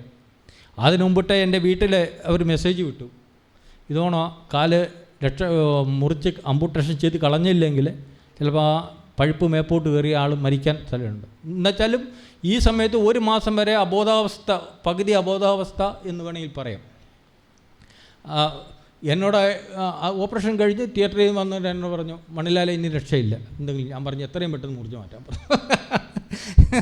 എത്രയും പെട്ടെന്ന് മുറിച്ച് മാറ്റാൻ പറഞ്ഞു. എന്നുവെച്ചാൽ ഇത് ദിവസവും ഇട്ട് നമ്മൾ ഉപദ്രവിക്കില്ലയോ, വേദന സഹിക്കാൻ വയ്യ. ഇപ്പം ജൂൺ 5 കാലെ മുട്ടിന് മേളിൽ വെച്ച് അമ്പൂട്ടേഷൻ ചെയ്ത് മാറ്റി. അപ്പോൾ ഇതെല്ലാം ഒരു ആർമിയുടെ ഒരു ജവാൻ എന്ന നിലയിൽ ഒരു കഥ. ഇത് കഴിയുമ്പോഴേ ഞാൻ നിങ്ങളോട് നേരത്തെ പറഞ്ഞു, ആർമിയിൽ കയറിയ അന്ന് മുതൽ ആർമിയിൽ നിന്ന് പിരിയുന്നത് വരെ പ്രശ്നങ്ങളായിരുന്നു, യുദ്ധമായിരുന്നു. അവസാനം പൂനെയിൽ നിന്ന് കാറ്റഗറി ഇ ആയ ഒരാളെ പിന്നെ അവിടെ തന്നെ വെച്ച് ബോർഡ് ഔട്ടായി വീട്ടിൽ പോരുകയാണ് ചെയ്യുന്നത്. ഇയാൾക്ക് പിന്നെ അവിടെ ചെയ്യാൻ പറ്റത്തില്ല. ഇതിന് ഞങ്ങളുടെ റെക്കോർഡ് ഓഫീസിലേക്ക് വിട്ടു. റെക്കോർഡ് ഓഫീസിലേക്ക് വിട്ടപ്പോഴോ അവരെ ഞങ്ങളുടെ റെക്കോർഡ് ഓഫീസിലെ MHലെ CEO പറയുക, നിങ്ങളെ പിരിച്ചുവിടാൻ ഓർഡറില്ല, ഞാൻ ചെയ്യത്തില്ല. പൂനെ ഹോസ്പിറ്റലിൽ നിന്ന് കാറ്റഗറി ആക്കി ഡിസ്ചാർജായി പോകാൻ വേണ്ടിയിട്ട് പിന്നെ ഞങ്ങളുടെ റെക്കോർഡ് ഓഫീസിലെ MHലേക്ക് വിട്ടപ്പോൾ CEO പറയുക, ഞാൻ നിങ്ങളെ വിടത്തില്ല, നിങ്ങൾക്ക് ബോർഡ് ചെയ്യത്തില്ല. ഞങ്ങളെ പിടിച്ച് ആക്കി, സി ആക്കി, എന്നുള്ളത് സി ആക്കി. അപ്പം ഞങ്ങൾ ALCയിലെ ആർട്ടിഫിഷ്യൽ ലിംബ് സെൻ്ററിലെ ബ്രിഗേഡിയർ സാറിന് ഞങ്ങൾ റിപ്പോർട്ട്, സാറേ ഇങ്ങനെ ആ കാര്യം. അപ്പോൾ ബ്രിഗേഡിയർ സാറും ഈ കേണൽ സാറും തങ്ങളിലുള്ള വാക്കുതർക്കമായി. ഞാൻ ബ്രിഗേഡിയറാണ്, ഞാൻ ആക്കി വിട്ടാൽ നിനക്ക് എന്ത് ഇത് കട്ട് ചെയ്യാൻ അവകാശം? അവസാനം ഞങ്ങളെ തിരിച്ച് വിളിപ്പിച്ചു. രണ്ടാമത് ഞങ്ങളെ ആക്കി പിന്നെ അങ്ങോട്ട് ഇവിടെ റെക്കോർഡ് ഓഫീസിലെ സെൻറ്ററിലേക്ക് വിട്ടു. അപ്പോൾ തന്നെ 2 മാസമായി. എന്നിട്ട് പറയുകയാണ്, അവിടുത്തെ CEO പറയുകയാണ്, പിന്നെ കമാൻഡിംഗ് ഓഫീസർ MHൽ പറയുകയാണ്, ബില്ലിങ്ങിൽ ഒപ്പിട്ടിരണോ, അൺബില്ലിങ്ങിൽ ഒപ്പിട്ടിരണോ? അപ്പം ഞങ്ങൾ 3-4 പേരുണ്ട്. അപ്പോൾ ഞങ്ങൾ പറഞ്ഞു, അൺബില്ലിങ്ങിൽ ഒരിക്കലും ഒപ്പിട്ടെടുത്തില്ല, ബില്ലിങ്ങിലേ ഒപ്പിട്ടെടുത്തുള്ളൂ. ഓ, പ്രശ്നമായി. ബില്ലിങ്ങിൽ ഒപ്പിട്ടില്ല, നിങ്ങൾ ഡിസ്ചാർജ് ചെയ്യത്തില്ല. ഞാൻ പറയുമ്പോൾ ചെയ്യേണ്ട, ഞങ്ങൾക്ക് ആവശ്യമൊന്നുമില്ല, ഞങ്ങൾ ആക്കി ഇവിടെ കിടക്കുമോ, എന്തെങ്കിലും ഡിസ്ചാർജായി. അങ്ങനെ അൺബില്ലിങ്ങിൽ ഒപ്പിടാതെ ബില്ലിങ്ങിൽ ഒപ്പിട്ട് അങ്ങനെ ഞങ്ങൾ ബോർഡ് ഔട്ടായി വന്നു. അപ്പോഴും സഹായം ആരാണ് ചെയ്തത്? അപ്പോഴും ഞങ്ങളെ ബില്ലിങ് പിന്നെ ഒപ്പിടാതെ ഞങ്ങൾ ALCയിലെ കമാൻഡറിനോട് ഞങ്ങൾ റിപ്പോർട്ട് ചെയ്തു. അന്നുപോലെ ഈ ഫോണില്ലല്ലോ, അവസാനം എഴുതി റിപ്പോർട്ട് ചെയ്തു, സാറേ ഇങ്ങനെ ആ കാര്യം. പിന്നെ CEO ആയിട്ട് പ്രശ്നമായി. അങ്ങനെ അദ്ദേഹം മടിച്ചാണ് ഞങ്ങളെ കാറ്റഗറിയായി ബില്ലിങ്ങിൽ നിർത്തിക്കൊണ്ട് ബോർഡ് ഔട്ടായപ്പം ഞങ്ങൾക്ക് അതിൻ്റേതായ പ്രയോജനമുണ്ട്. എന്ന് വെച്ചാൽ ഞങ്ങളല്ല പോകുന്നത്, സർക്കാർ ഞങ്ങളെ പിരിച്ചു വിടുക എന്നുള്ളതാണ്. മുൻ പഞ്ചായത്ത് അംഗം, പൊതുപ്രവർത്തകൻ, കർഷകൻ എന്നീ നിലകളിൽ ശ്രദ്ധേയനാണ് ഇപ്പോൾ നായിക് മണിലാൽ. സമുദ്രതീരം ചെയർമാൻ റുവൽ സിംഗ് M അധ്യക്ഷത വഹിച്ചു. ഇന്നത്തെ ദിവസത്തിൻ്റെ പ്രത്യേകത കാർഗിൽ വിജയ ദിനം കൂടിയാണ്.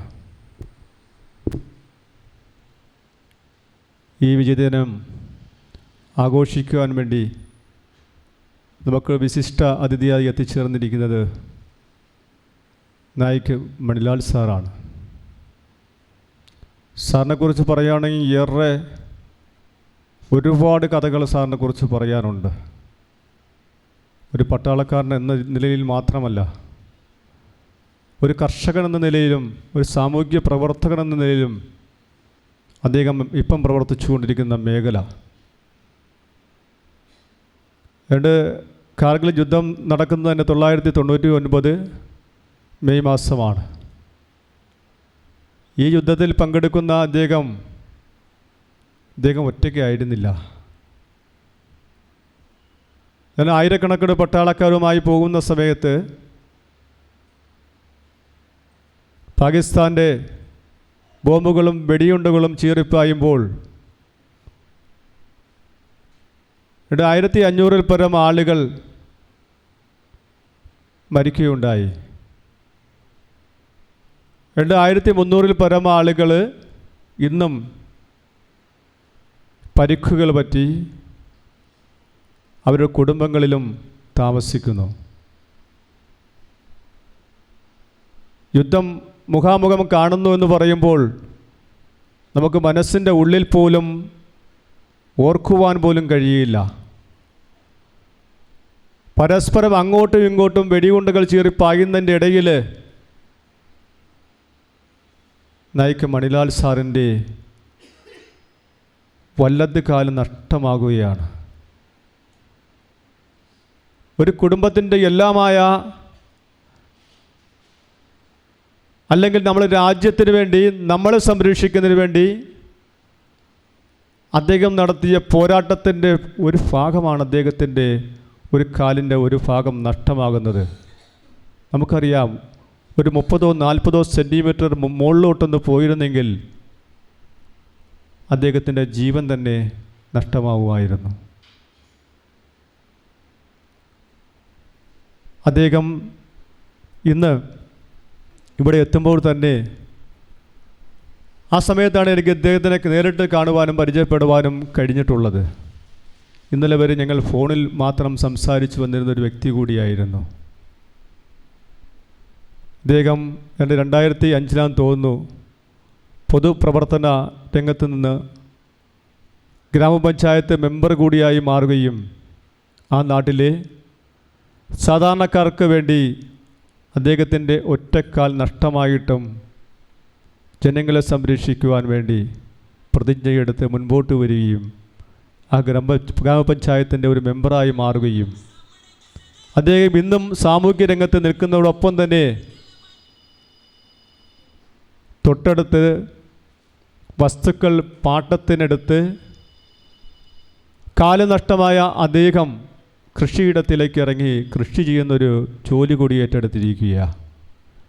ഇവിടെ രണ്ട് കാലുള്ള ആൾക്കാർക്കും രണ്ട് കൈയുള്ള ആൾക്കാർക്കും ഒന്ന് കുനിഞ്ഞു നിന്ന് കുപ്പയെടുക്കാൻ കഴിയാത്ത നാട്ടിലാണ് അദ്ദേഹം പൊതുപ്രവർത്തന രംഗം നിൽക്കുന്ന സമയത്ത് പോലും അദ്ദേഹത്തിൻ്റെ കുടുംബത്തെ പോറ്റാൻ വേണ്ടി അദ്ദേഹം കൃഷിയിടത്തിലേക്ക് ഇറങ്ങി ആ കൃഷി ചെയ്യുന്ന ആഹാര സാധനങ്ങൾ നമ്മളും മേടിച്ച് കഴിക്കുന്നു.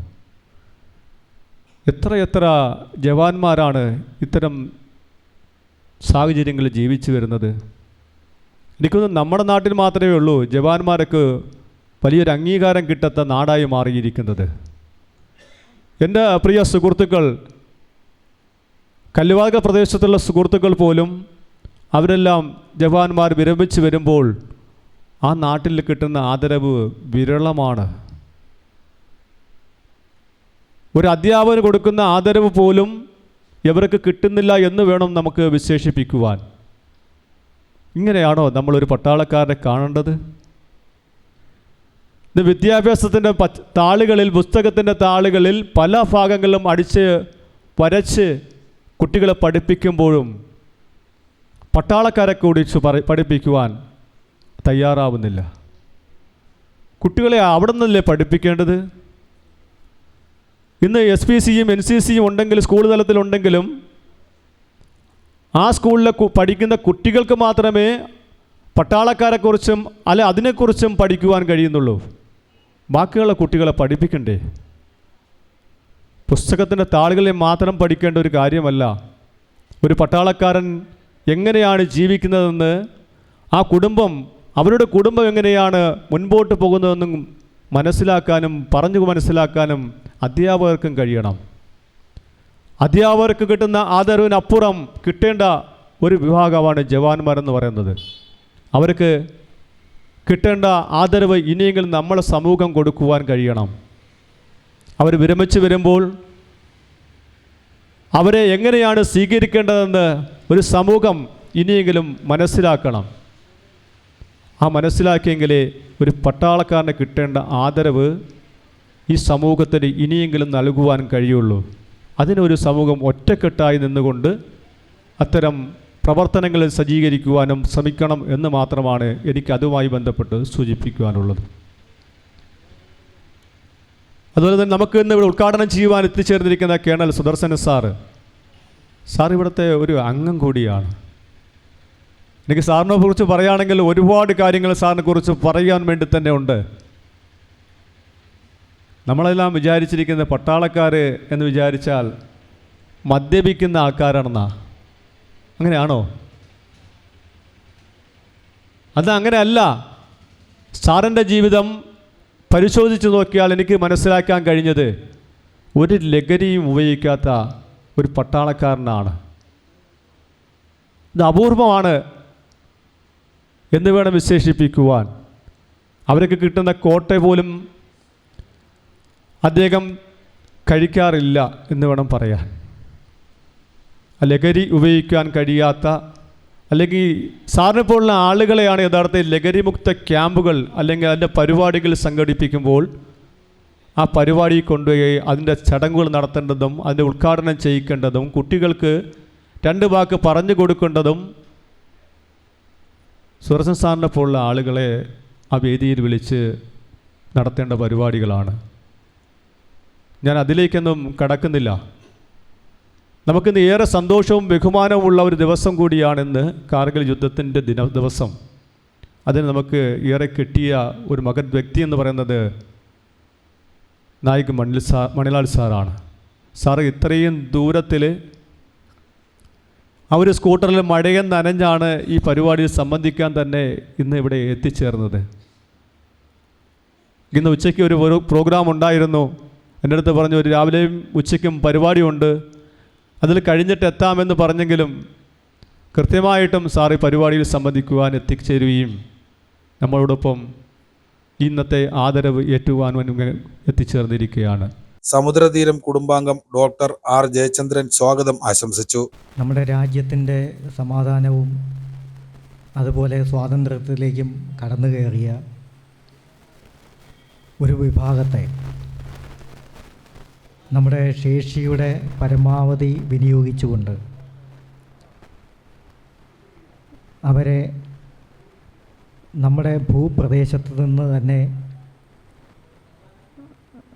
ആട്ടിപ്പായിച്ച ഇല്ലാതാക്കിയ ഒരു മഹത് ദിവസത്തിൻ്റെ ഓർമ്മയായിട്ടാണ് ഇന്ന് നാം കാർഗിൽ ദിനം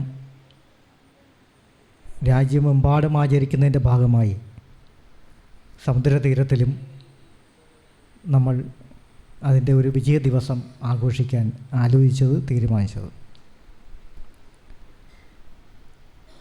അതിലേറ്റവും സന്തോഷകരമായിട്ടുള്ള ഒരവസ്ഥ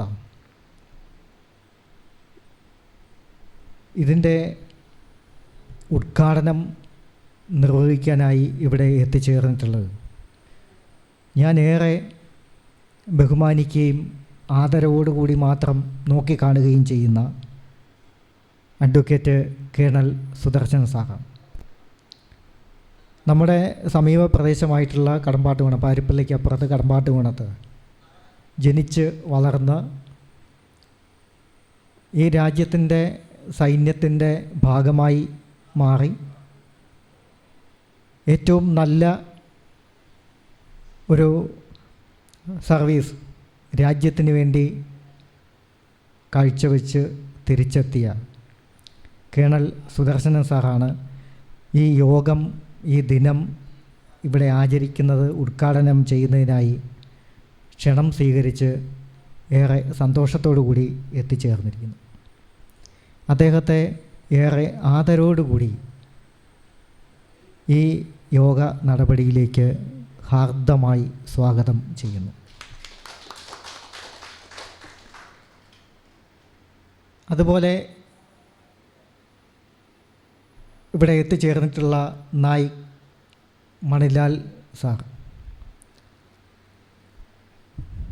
ആലോചിക്കുമ്പോൾ പോലും വളരെ വിഷമകരമായിട്ടുള്ള അവസ്ഥയാണെങ്കിലും നമുക്കറിയാം, നമ്മുടെ വീട്ടിൽ ഏതെങ്കിലും ഒരു സാഹചര്യത്തിൽ നമ്മുടെ ശരീരത്തിലെ ഏതെങ്കിലും ഒരു ഭാഗത്ത് ഒരു മുറിവ് പറ്റിയാൽ, ഒരു പൊള്ളലേറ്റാൽ പോലും വളരെ വിഷമകരമായി, വളരെ മറ്റെന്തോ നഷ്ടപ്പെട്ടു പോയ തരത്തിൽ അല്ലെങ്കിൽ ആ രീതിയിലൊക്കെ നമ്മുടെ മനസ്സിലേക്ക് വരുമ്പോൾ പോലും സ്വന്തം ആവശ്യത്തിനോ വീട്ടിൻ്റെ ഏതെങ്കിലും ഒരു അവസ്ഥയ്ക്കോ വേണ്ടിയല്ല, നമ്മുടെ രാജ്യത്തിൻ്റെ സ്വാതന്ത്ര്യം കാത്തുസൂക്ഷിക്കുന്നതിന്,